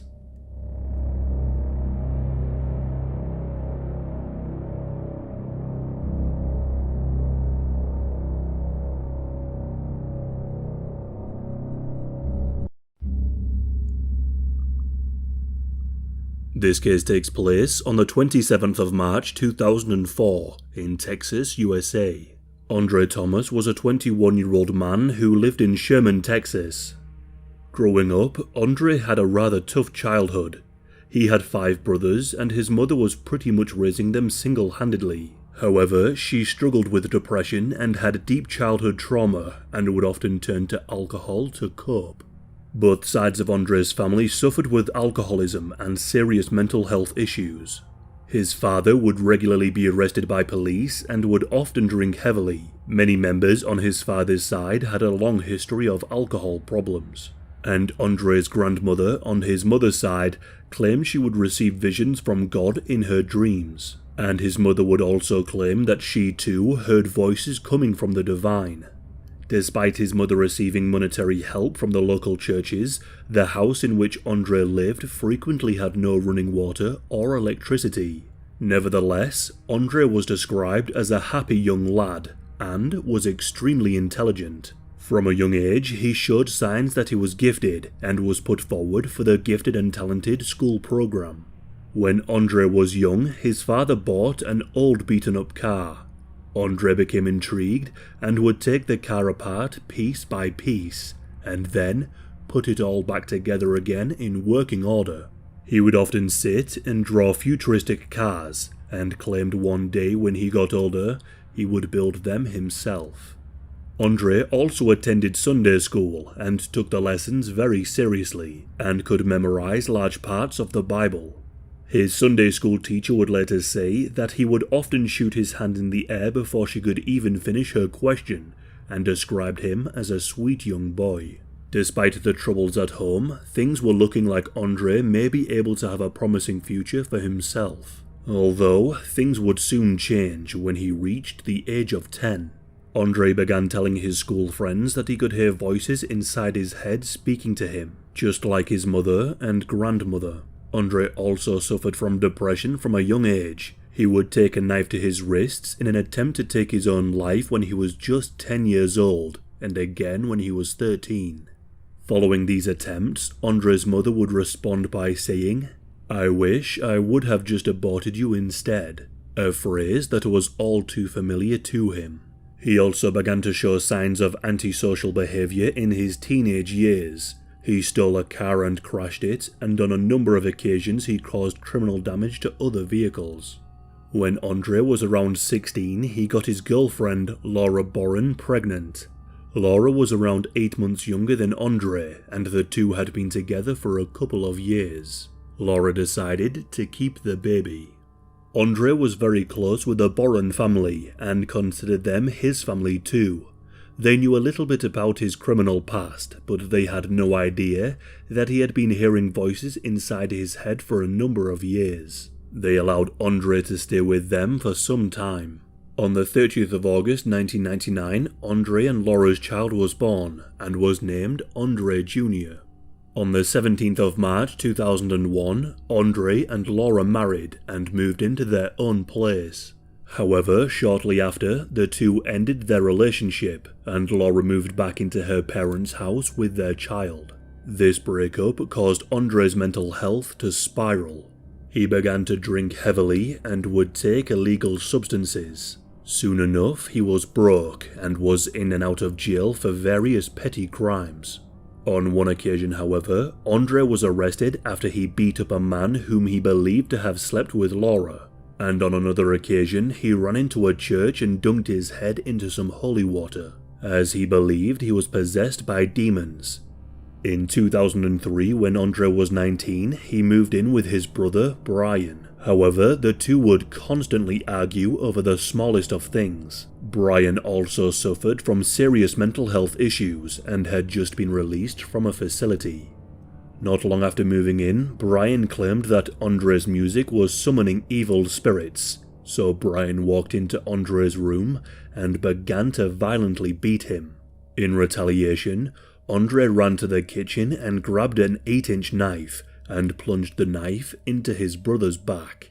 Brian survived the attack, and Andre was arrested and spent 3 months in jail. Despite his obvious mental health problems, the authorities failed to provide any help for Andre or incarcerate him and treat him until his condition got better. They instead released him, totally unmedicated. Despite Andre and Laura's relationship ending some time ago, he was still incredibly fixated on her. Following his disturbing behavior, Laura decided it would be best if Andre's visits with his child were kept to a minimum. Later on in 2003, Laura met a man named Bryant Hughes, and the two became close. Before too long, they began a relationship, were living together, and had a child named Leia. Andre was able to get himself a job and start earning some money, although in January of 2004 he was fired. Following this, Andre told his friends that he had thoughts of taking his own life, and that he couldn't stand the sound of his own voice anymore, so he began to tape his mouth shut. Andre's friends decided it was time to act on his behalf. One of them took him to a mental health facility. Once there, he told staff that life was just too much and that he wished to take his own life. The staff issued Andre with an emergency order and told him to go to a nearby hospital immediately. This emergency order meant that if Andre did not check into the hospital, the police would be notified and he would be arrested. Andre was allowed to leave the mental health facility with a promise that he would go straight to the hospital. Andre left and went right home. The police did nothing. Andre's mental health continued to worsen, and he refused to let go of Laura. He would often turn up at Laura and Bryant's home when Bryant wasn't there and would try and convince her to get back together. Despite doing this, Andre did actually have a girlfriend, a woman named Carmen Hayes. He lived with Carmen in a trailer, along with his mother too. On the 25th of March 2004, whilst he was alone in the house, Andre grabbed a knife from his kitchen and plunged the knife into his chest and went to sleep. His mother came back and found him in the morning and brought him to hospital. He was treated for his wound and managed to survive due to the wound not being too severe.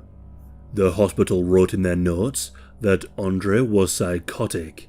He was rambling about the $1 note containing the secrets to life, and believed that he was living in a simulation and that nothing mattered. The hospital arranged for Andre to be taken away to a mental health facility as they deemed him to be a danger to himself and others. But before they could properly process him, Andre fled from the hospital. The staff contacted the police, but again, they failed to follow up on the warnings. And now we arrive to the 27th of March 2004. Andre dressed himself in some overalls with plenty of pockets, went into his kitchen and placed into his pockets 3 knives. He then left his apartment and made his way over to where Laura and Bryant lived with her 2 children. As Andre was walking towards the house, he saw Bryant driving to work. Bryant waved at Andre, and Andre waved back and proceeded to walk towards Laura's home. Once outside the door of the apartment, Andre broke inside, which set off the security alarm. Upon hearing the sound of the door being barged in, Laura came running down the hall to see what was happening. She ran towards Andre, but as she did, Andre pulled out one of the knives and stabbed her in the heart. Laura fell to the ground and began to bleed profusely. She quickly passed away from the attack. Once she was dead, Andre knelt down beside her, cut into her chest, and carved out a piece of her lung, which he believed to be her heart. He then placed it inside his pocket, along with a knife he had used. He then got up, pulled out the second knife, and walked towards the children's bedroom. He entered the room, pinned down his own son who had awakened from the commotion, and stabbed him in the chest. He then carved out his son's heart and placed the heart and the second knife in another pocket. He was careful not to cross-contaminate the blood. He then turned his attention to Laura and Bryant's daughter. Andre pulled the girl from her bed and placed her on the floor. She too suffered the same fate. He stabbed Leia, removed her heart, and placed the knife and heart in a separate pocket, again, careful not to cross-contaminate the blood. Laura was 20 years old when she was murdered, their son Andre was 4 years old, and Leia was just 13 months old. After killing the three, Andre folded up a $1 bill in a way to highlight the eye, stabbed himself twice in the chest, and laid down next to Laura's body, expecting to die.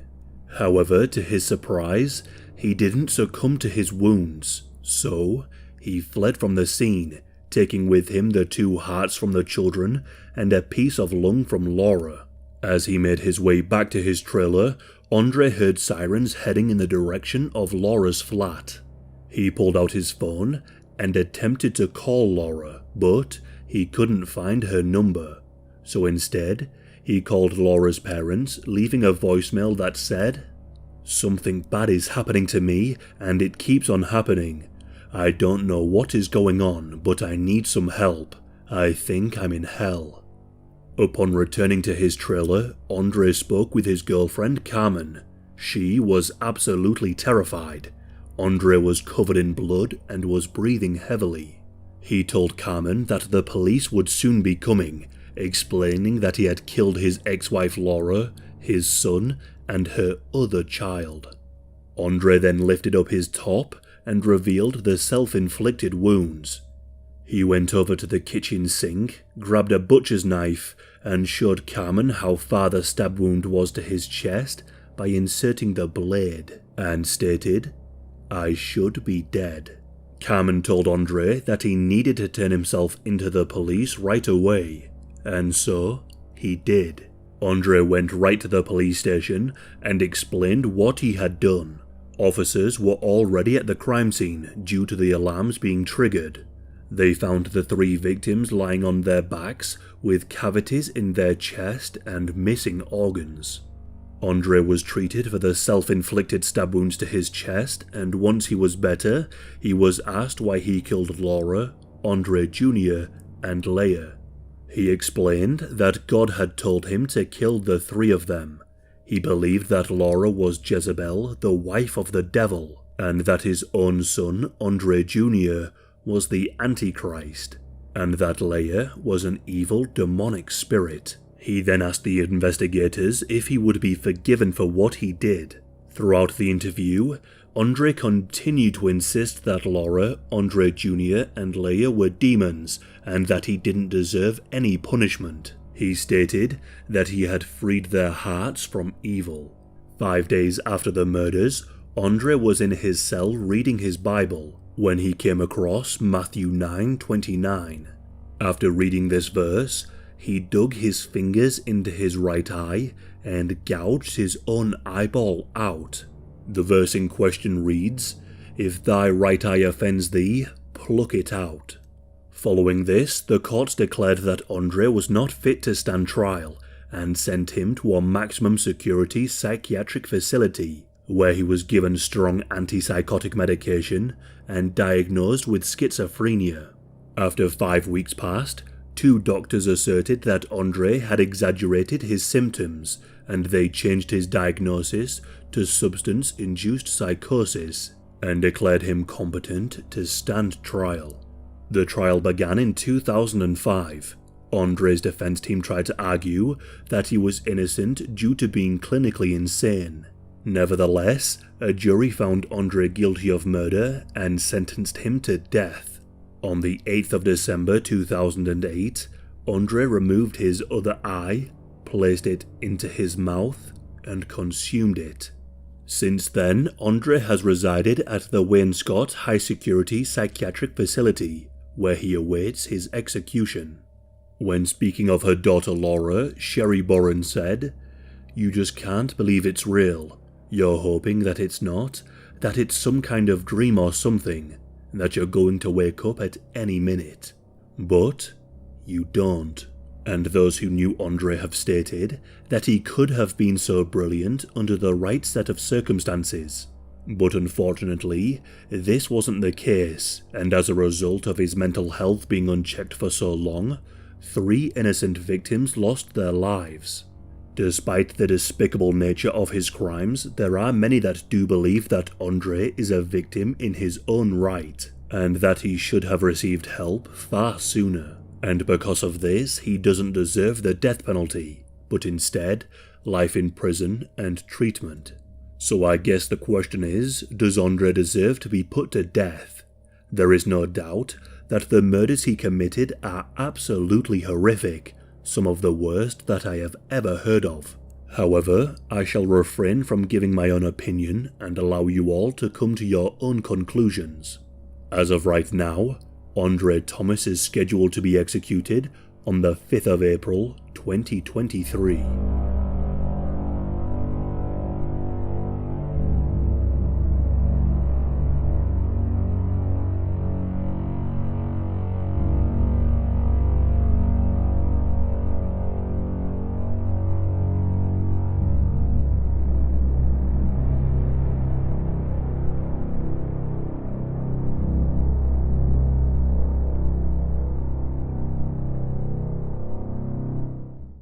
Before I start, this video is a bit of a hard watch, just so you know. This case takes place in the UK and spans over a number of years. David Wilson is likely a name you have never heard before. Although he is relatively unknown, he is truly one of the most prolific and evil criminals I have ever featured on this channel. David Wilson was a 36-year-old man who lived in the city of Norfolk in England. Not too much seems to be known about him. What I could find is that he worked as a roofer to earn a living, and he was involved and worked with children's football, a fact that will become more chilling as this sinister story progresses. I also found that he still resided with his mother in a property which she owned.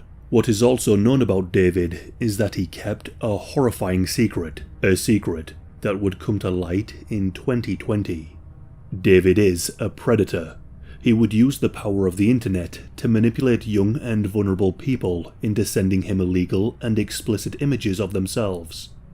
From 2016 to 2020, David would use a tactic to get what he wanted. He would create numerous profiles on various social media sites. These profiles were what are called catfish profiles. A catfish online is someone who pretends on social media to be someone different in order to attract or trick other people. And so, David would use images of teenage girls and would craft these pages to make them look as legitimate as possible. He would even create an entire fake persona of these young girls. Next, he would go out and purchase used prepaid mobile phones, using a different device for different victims. David was very well aware that a boy would be extremely flattered and interested if a teenage girl were to message them on social media. He knew that they wouldn't be thinking clearly if such a message popped up, and the account seemed believable. But he also made sure to target those who were young enough to fall for the trap. David would message these boys, keeping it casual at first, and then gradually over time, he would flatter the boys with compliments, turning the conversation flirtatious and then sexual. Typically, they would be around 11 to 15. Once he had the boys feeling safe, he would request that they send him an image of themselves naked or showing a specific area of the body. David would sometimes send an image first, using images of teenage girls that he was able to find, which would give the victims that element of trust. With the victims not being old enough and too naive to understand what was happening, the vast majority of them would comply with this request, and they would make the error of sending David a photograph. But David wouldn't just stop here. He would then amp up the requests, asking the victims to send more and more inappropriate images. This then gave David power over the boys. With photographs of the boys doing things they wouldn't want anyone else to see, especially their parents or friends, David could use this to blackmail them into doing whatever he wanted, making threats that if they didn't comply, he would leak the images to those people he knew. This of course would be a catastrophic thing to happen in a young boy's life. Now that David had a compromising image of the victim, he would move on to the next stage of his plan. David would make horrific requests. He would force them into sending increasingly extreme imagery of themselves. However, this isn't all he would do. If the victim so happened to have a younger sibling, which would sometimes be the case, David would demand that the victim do the unthinkable. He would force them to commit SA on their own siblings, film it, and send it back to him. David would do this over and over again, forcing people below 15 to do all manner of twisted things for his sinister enjoyment. The majority of the victims were between 11 and 15, but some were younger, and they were always contacted through social media. Now, this next part genuinely made me feel sick. The youngest victim in this case was just 4. David had around 15 fake social media accounts at any given time from 2016 until 2020, and he would have around 5 different prepaid mobile phones, giving him some level of anonymity if the victim were to ever complain to the police. David was incredibly prolific. This depraved, despicable, and disturbing obsession became his life, and he was skilled at covering his tracks and keeping anonymous. The victims who David preyed upon would beg him to stop with the threats. Many victims became so depressed and anxious, and their mental health was completely destroyed, so much so that many of them wanted to end everything. Many would even tell David this and explain how scared they were, but he refused to stop, and would instead pressure them further with no regard for the victim's well-being or the trauma he was inflicting upon them. Now, as I said before, all of this happened from 2016 to 2020, and David did this to hundreds and hundreds of victims. Some of their stories I shall touch upon soon, but first, something that will likely infuriate many of you watching. The police were actually very well aware of David, yet he was able to victimize hundreds. On the 4th of April 2015, David was arrested. This was due to him possessing indecent images. According to one report, officers carried out a search of the property in which he lived at the time, and an investigation was launched, although it seems that not enough evidence was collected that would be able to bring David to justice, showing his ability to cover his tracks. With not enough evidence to link him to the crimes, no action was taken by the police. However, it does appear that due to the nature of the crimes he was accused of, David's employers and the football association he worked for were informed. According to one report, the police became concerned about his involvement in children's football. From what I can tell, his work with the football team was not allowed to continue. But David was free to continue his disturbing reign. Though, with the police now aware of him, David was being monitored to some degree. Exactly how closely he was being watched is unclear. But one thing is for sure, this brushing with the law did not deter David one bit. The National Crime Agency is a national law enforcement agency in the United Kingdom. It is the UK's lead agency against organised crime, human and weapon trafficking, and cybercrime. 2016 was the year that David is believed to have begun what I described before, using catfish accounts to message boys. The social media site Facebook uses an algorithm to scan through messages that are sent on their platform. According to the head of the NCA, Facebook are able to detect the type of behaviour in messaging and are able to determine what is being sent and by who and what age they are. David's profiles were flagged. Facebook shared the data with the NCA in 2017, which identified 20 accounts of boys sending indecent images of themselves to an account of a teenage girl. With this information, a new investigation commenced. Investigators began looking into the IP addresses used to commit the crimes and found them linked to the property owned by David's mother. They then found CCTV footage of him buying a top-up voucher for a mobile phone to one of his fake accounts. The NCA arrested David in August of 2017. The mobile phone used to commit some of the crimes was found hidden in his bedroom. Yet, he was released again. David was not deterred by this arrest. He continued his spree, destroying the lives of hundreds of boys. David was arrested again in January of 2018 due to him being flagged. But again, he was released. And of course, this arrest didn't deter him either. The second he was released by the police, he continued. The investigators would later say that they had to be patient. They wanted to look into David's Snapchat, Google, and Instagram accounts too, in order to gather as much evidence as possible to bring him to justice. They claimed that during this time, they didn't know just how prolific David really was. UK investigators had to file an international letter of request to the US authorities. It was nearly 2 years before the NCA received the data from the US, and with this, the police discovered the gravity of the situation. They were dealing with one of the most prolific cybercriminals in British legal history. And so, finally, in April of 2020, the police were able to get the evidence they needed to make a proper arrest. Before the police entered the property, David realised that the house was about to be raided. So, in a last-ditch effort to dispose of incriminating evidence, he attempted to flush his mobile phone down the toilet.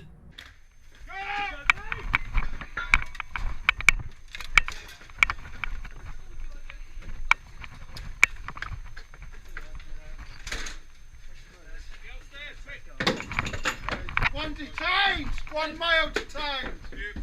Clear, Tom.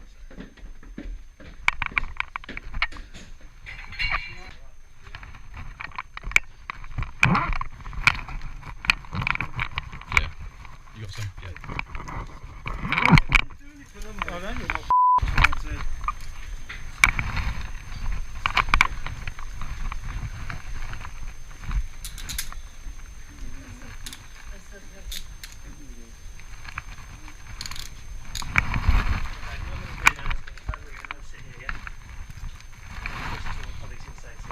Right, okay, David, listen in. Okay, as of this moment, okay, you are under arrest for the following offences. I need you to listen to the offences, okay? I'm going to go through them. Right, causing or inciting a child under 13 years of age to engage in activity, causing or inciting a child to engage in blackmail, making and distribution of indecent images, and the possession of indecent images of children. Do not have to say anything, but it may harm your defence if you do not mention when questioned something which you later rely on in court. Anything you do say may be given in evidence. Okay, David, the grounds for this are that we're in possession of material that shows that accounts controlled by you, David Wilson, are involved in the commission of the offences for which I've just arrested you for. Okay? This arrest is necessary for a number of reasons. To protect children or other vulnerable persons from you, to allow the prompt and effective investigation of the offences, okay, by means of recorded interview where special warnings may be delivered to you, okay, and to preserve evidence that we believe that you may attempt to destroy or hide if you're not arrested. Okay, do you understand? Yeah. In total, David was arrested 3 times during the 3-year investigation, offending more after each arrest.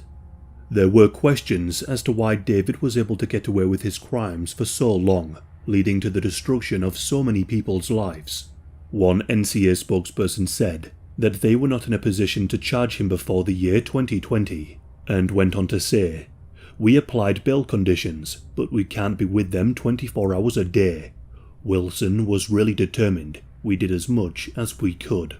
When you're dealing with someone who has given a fake identification, we have to be 100% certain that that person we arrest and charge is the person behind these fake identities. It takes a lot of time. It's just one of those things.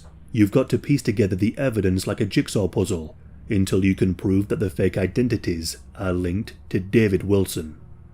Investigators now had the grueling job of looking through these messages and images. The case contained more than 250,000 messages, and a large number of disturbing images. To think about what the investigators had to look through is truly disturbing. It was discovered that David had selected victims that lived all over the world, the UK, the US, and Australia. And it transpired that David had attempted to contact 5,000 people and was successful with 500. David was charged for these sickening crimes. The court proceedings soon began. He admitted to 96 offences at Ipswich Crown Court in November of 2020. This made the trial simple for the rest of the investigation. Eventually, victim statements were read out, which put into perspective just how much David had impacted these people's lives. One victim said he became frightened and trapped inside David's evil game after receiving a message from him when he was 11. He said, "This girl approached me in a way that was normal. She seemed like an approachable person of my age. It was believable for me to think that this was just a normal girl that I thought was attractive at the time, and therefore I continued to talk to her." Images were then sent. The victim then told the court that over time, David began to threaten and harass him. David threatened that he would post the images of him everywhere, and to his parents and his peers. The victim said, "He took advantage of my youth and my innocence. He just wanted more and more indecent images for his own satisfaction." The mother of this victim broke down in tears as she shared the effect of what happened to her son. She told the judge, "I failed to protect my child from the monster who preyed upon him. I was unable to keep him safe." More victims came to the stand. One of the victims, who was incredibly young, was groomed while struggling with the effects of his father dying from cancer. The victim was going through a horrific and traumatic time. David knew this, and yet he continued to exploit the victim, sending them into a spiral of deep depression. The victim explained that his life was already falling apart, but David wanted the images more than he cared about their well-being. Another brave victim came forward and spoke about what they endured at the hands of David Wilson. The victim described how he was suffering during the time due to his grandfather passing away, and then David messaged him on a fake account. The two chatted before the conversation turned flirtatious, and then the victim sent an image of himself. The blackmail and pressure soon followed. The victim begged and pleaded for David to stop, as his grandfather had just died. The victim pleaded that things were tough for them, and that the blackmail and threats were making a challenging time even harder. But David didn't listen. He had zero interest in their sorrow, and he continued to press the victim into sending more and more explicit material. Another victim took to the stand and looked at David. He said, "Do you remember me? I was the little boy who used to play striker. I was 9 and I was a top scorer. I was the kid that you took advantage of, that you blackmailed, that you made feel depressed. I am the kid whose childhood you stole."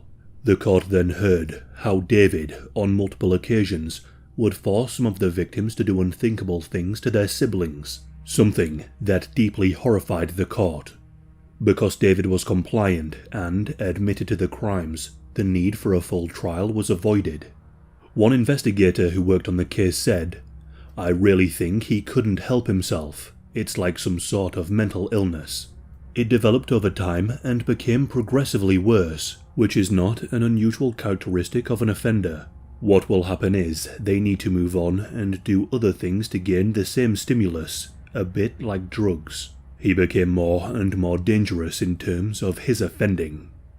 The sentencing judge, Rupert Overbury, described Wilson as a serial P-word and an extremely dangerous individual. The judge looked at David Wilson and said, "You carried out a lengthy and premeditated campaign of sadistic manipulation. Any decent human being will be astonished at the levelty of depravity involved." Now, the full extent of what David got his victims to do is unclear. I couldn't find any sources confirming the specific details. However, I'm not sure that knowing is a good thing, and it's probably for the best to keep it secret. I, for one, am happy not knowing. But one thing is for sure, whatever it was incredibly extreme.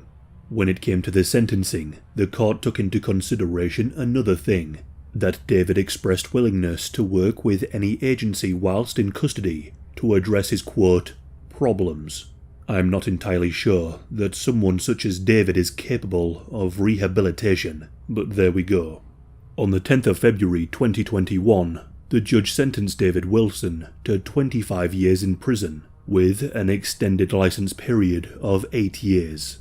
Usually, criminals in the UK get off fairly lightly, so 25 years is a good indication of just how twisted David is. as some murderers don't even get this harsh of a sentence.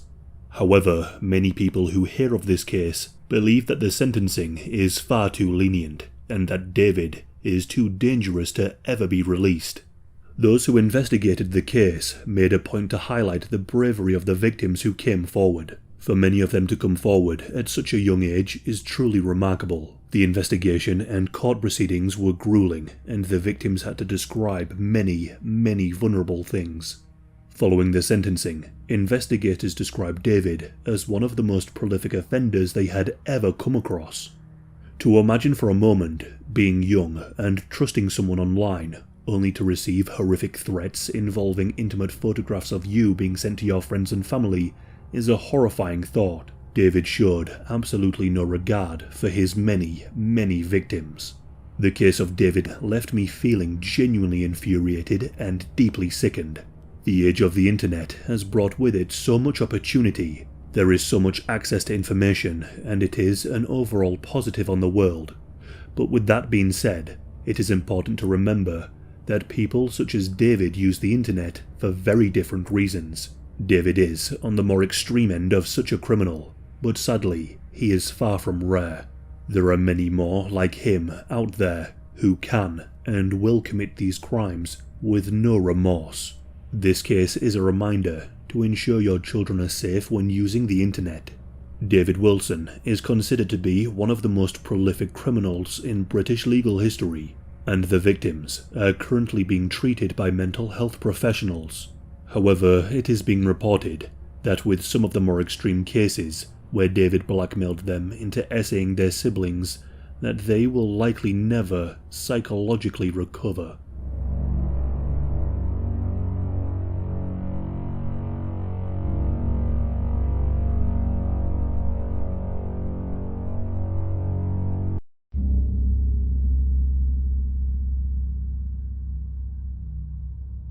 During the 1950s, 60s and 70s, a number of people that resided on the island of Jersey were attacked by a mysterious man. This man would be dubbed as the Beast of Jersey. The Beast of Jersey would strike fear into those on the island due to a string of terrifying offences, only striking when he knew his victims were vulnerable. The island of Jersey is the largest of the Channel Islands and is located between England and France, with a population of 55 to 70,000 during the period I'm about to discuss. The island is known to be an incredibly scenic and beautiful place to live with low crime rates, and is famous for its ice cream. It was even occupied by the German forces in World War II. In November of 1957, a woman was waiting at a bus stop for her ride home late at night. This woman was a nurse and was just minding her own business, when all of a sudden, out of nowhere, she was attacked. The attacker tied a rope around her neck and dragged her from the bus stop into a nearby field. The attacker beat and forced himself upon her. After he had committed this despicable act, he fled from the scene.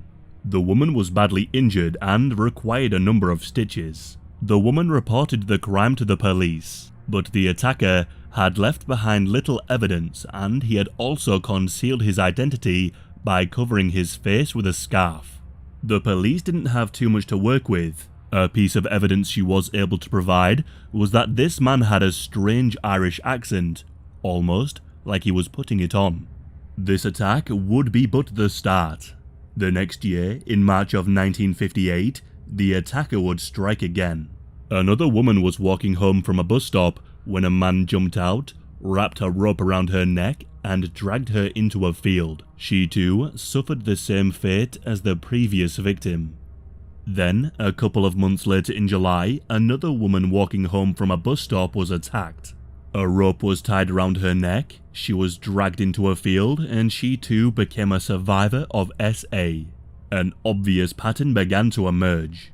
With 3 attacks taking place within a short period of time, residents became greatly concerned. And then, in August of 1959, another woman was attacked, but thankfully, she was able to fight him off, resulting in him running from the scene. It was clear to the investigators that these attacks were linked. All the survivors described the attacker having a musty odour, a fake Irish accent, and seemed to be around 40 years old. with their signature being the rope around the women's necks. The police also found empty cigarette cartons at the crime scenes. The fact these numerous attacks were still unsolved seemed to have somewhat emboldened the Beast of Jersey. He changed his strategy to include some other methods. At first, it was the people alone in the streets that were in danger, but this was no longer the case. During the 60s, he began breaking into people's houses. On the 14th of February 1960, a 12-year-old boy was awakened by a bright torch shining in his eyes. Stood at the end of his bed was the Beast of Jersey. He tied a rope around the boy's neck, dragged him into a field, and forced himself upon him. After, he brought the boy back outside his house and fled from the scene.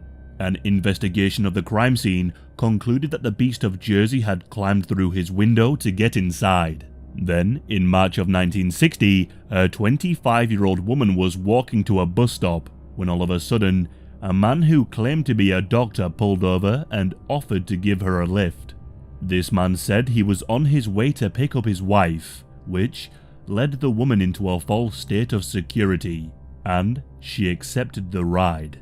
Once inside the car, the man grabbed her, tied her up, and beat her before dragging her into a field and forcing himself upon her.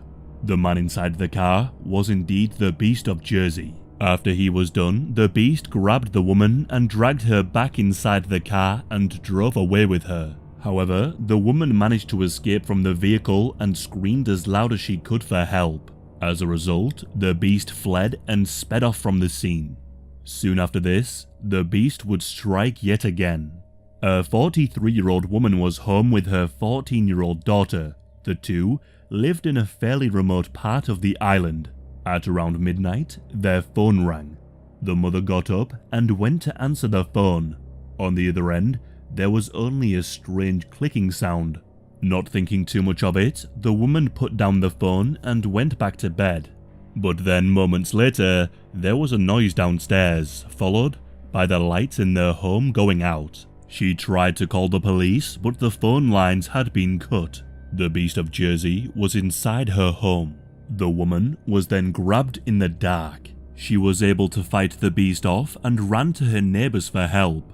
But as she ran for help, the Beast had gone upstairs and grabbed her daughter instead and forced himself upon her, following the exact same ritual with the previous attacks. The following month, another incident took place. This incident would be the first time that the Beast of Jersey would wear his now infamous mask. A 14-year-old girl was asleep when she was awakened by the sound of someone in her room. She sat up, opened her eyes to see the Beast stood at the end of her bed, staring at her. Terrified, the girl screamed, and thankfully, the Beast fled before harming the girl. In the following months, the Beast of Jersey continued his reign of terror using this method.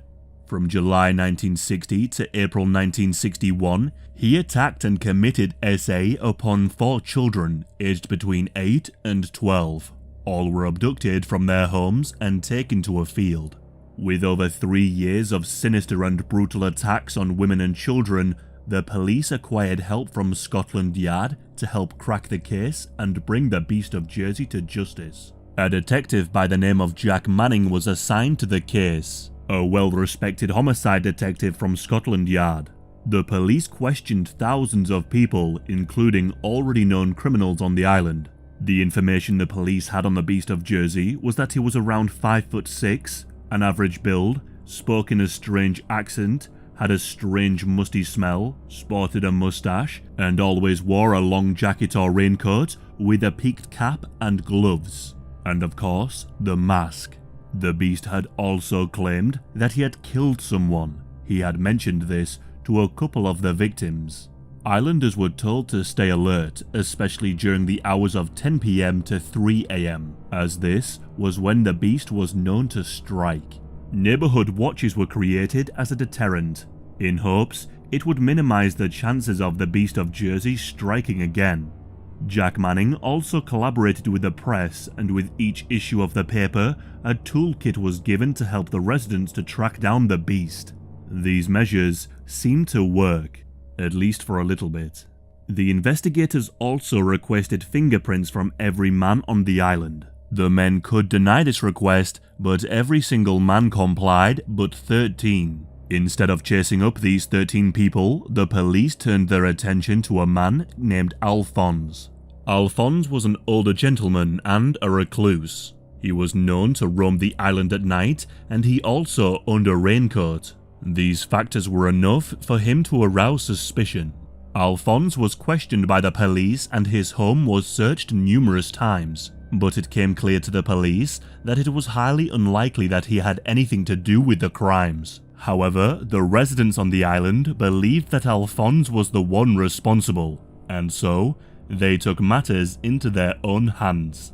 They burned his house down. Now homeless and in danger of being attacked or even killed by the furious islanders, Alphonse was forced to flee. He lived in exile on a small island 7 miles away from Jersey. For 2 years, there were no attacks, but islanders would soon regret their cruel treatment of Alphonse, and the attacks would soon continue. In April of 1963, the Beast of Jersey attacked a 9-year-old boy. Residents were horrified. They believed the nightmare to be over. And then, in November of the same year, an 11-year-old boy was attacked, followed by 2 attacks on a 10-year-old girl and a 16-year-old boy.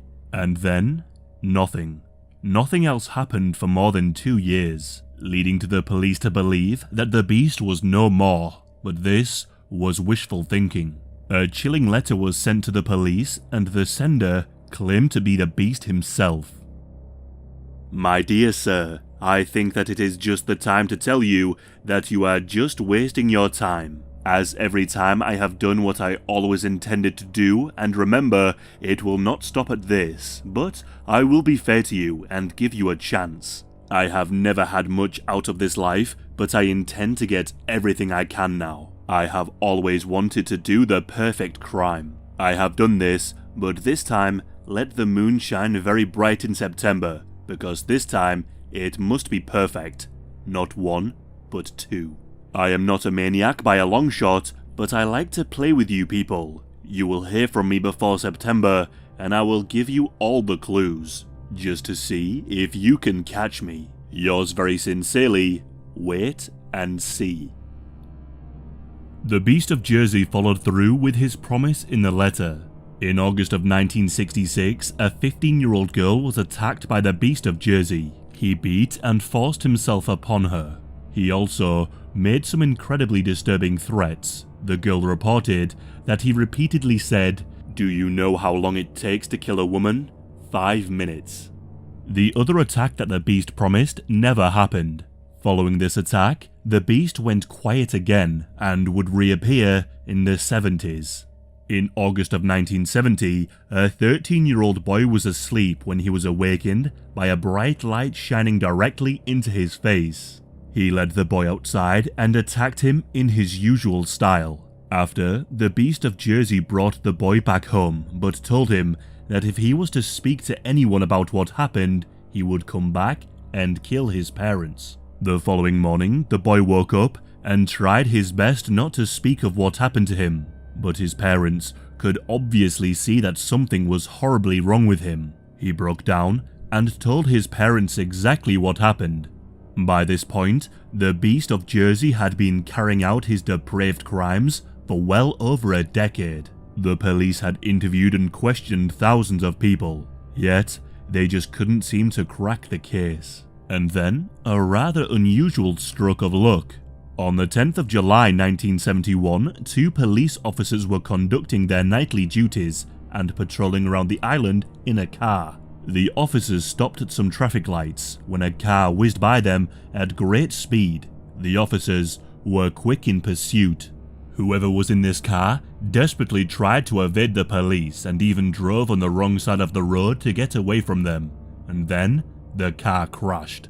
The man in the car tried to run, but the officers were able to catch him and he was taken back to the police station. In the heat of the pursuit, with adrenaline running high, it was only back at the station that the officers realized the gravity of the situation. They noticed that the man they had just arrested was wearing a very similar trench coat that the victims had reported the Beast of Jersey to wear. and it had a very distinct musty smell. He was also wearing bands around each wrist that had large nails protruding from them. Upon searching his pockets, they discovered that his jacket was lined with spikes. They also made a very chilling discovery. They removed a flashlight, a wig, and the haunting mask of the Beast of Jersey. The man they had arrested was Edward Pennell. Edward was a 46-year-old man born and raised on the island of Jersey. He was a married man with a daughter and 2 stepchildren. Edward met his wife Joan at a foster home for children founded by her mother. Edward worked there as a kind of handyman. It's reported that he was very well loved by the children there. He brought them gifts and sweets and dressed up as Santa, and they even referred to him as Uncle Ted. Edward and Joan were married but weren't really together. The two didn't get along and they weren't intimate, so Edward lived in an annex on the side of their home. The police, of course, had a long list of questions for Edward to answer. They knew very well they had the Beast of Jersey in custody, they just needed to prove it without a shadow of a doubt. Edward refused to answer the police's questions about his mask, outfit, and what he was doing that night. When they pushed that they knew he was the Beast of Jersey, he just replied, "Prove it." The police searched Edward's home for clues. They searched the annex attached to the side of his house and entered his bedroom. During the search, the police discovered a disturbing hidden room. Inside the room were multiple wigs, masks, and raincoats that were covered in various bodily fluids. When the police entered the room, it's reported they were hit with a strong musty smell. Photographs of the victims' houses covered the walls of the hidden room. It was clear that Edward had put a great deal of thought into every single attack he carried out. He knew the homes very well, where best to gain entry and when best to strike. He also kept the photographs as some kind of trophy. Inside this secret room, the police also found an altar covered with books on the occult and black magic, with multiple ritualistic items, including a wooden sword hung on the wall. It is also said that he would perform animal sacrifices on the altar before going out on his attacks. Edward was not a smoker, nor did he have an Irish accent. He had left behind empty cartons of cigarettes at the crime scenes and faked the accent in an attempt to throw off the police. Edward was charged and the trial would begin in November of 1971. The prosecution team brought up Edward's obsession with the occult. They also highlighted that he had a very strange fascination with Jules de Rais, and even claimed to be one of his descendants. Jules was a Frenchman who lived during the 1400s. He lured hundreds of children into his castle and would sacrifice them to Satan, and he is said to have summoned a demon. The story of Jules de Rais is perhaps a story for the Disturban History Channel one day. The prosecution team also presented how carefully Edward planned his despicable acts on the victims, showing his hidden room with the photographs of the victims' homes and the Satanist paraphernalia. Earlier in this video, I mentioned that out of all of the men on the island, only 13 refused to give fingerprints to the police. Well, it turned out that Edward was one of those 13 men. Frustratingly, if the police would have pursued this just a little further, the beast could have been caught long before. But the only previous conviction Edward had was from the time of Nazi occupation on the island. Edward had stolen food belonging to the Nazi forces and distributed it to the hungry locals. He was caught and imprisoned for months. Perhaps they didn't think that such a man was capable of committing such extreme levels of evil. Edward was also a well-liked man on the island and was known for taking part in many community events, and of course for helping his wife with the foster home she ran. Many were shocked that he turned out to be the Beast of Jersey, leading him to being dubbed as a real-life case of Jekyll and Hyde. Edward was found guilty and sentenced to 30 years in prison.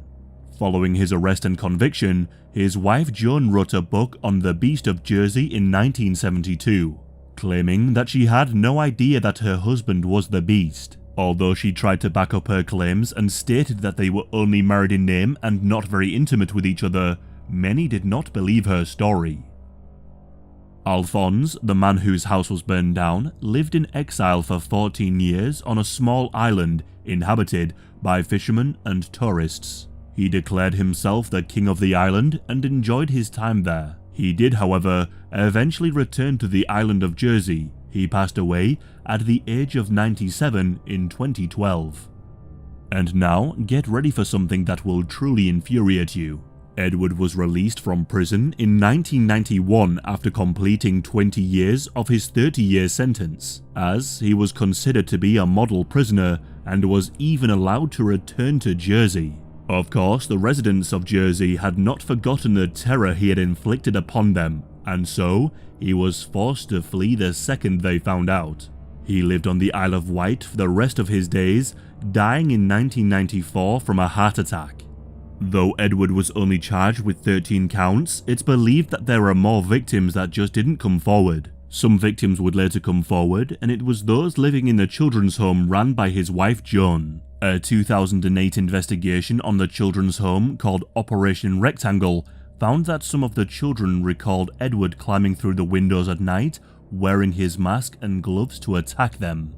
One witness confirmed that he used chloroform on sleeping children and removed them from their beds to perform his sadistic acts elsewhere. The documents of this investigation, which total more than 2,000 pages, were published online. But many of the potential witnesses are now dead or those that were unwilling to give live evidence. The allegations in the documents also point to high-profile 1960s politicians, and also point to a potential ring and many cover-ups. They also dug up shackles in the dirt, which would have been attached to the walls. Despite the allegations made against Edward in the investigation, there was no firm evidence to prove that he was responsible for any of the SA that occurred in the foster home for children, although of course it's highly likely, if not certain. There is also an unsolved murder that occurred on the island of Jersey in 1966. Tula Hook was a 20-year-old woman who worked in Jersey in the summer of 1965. After her studies, she returned in the summer of 1966. She fell in love with the island and wished to make a home there. At around 7:30 on the 30th of December 1966, Tula went to catch a bus to see some friends.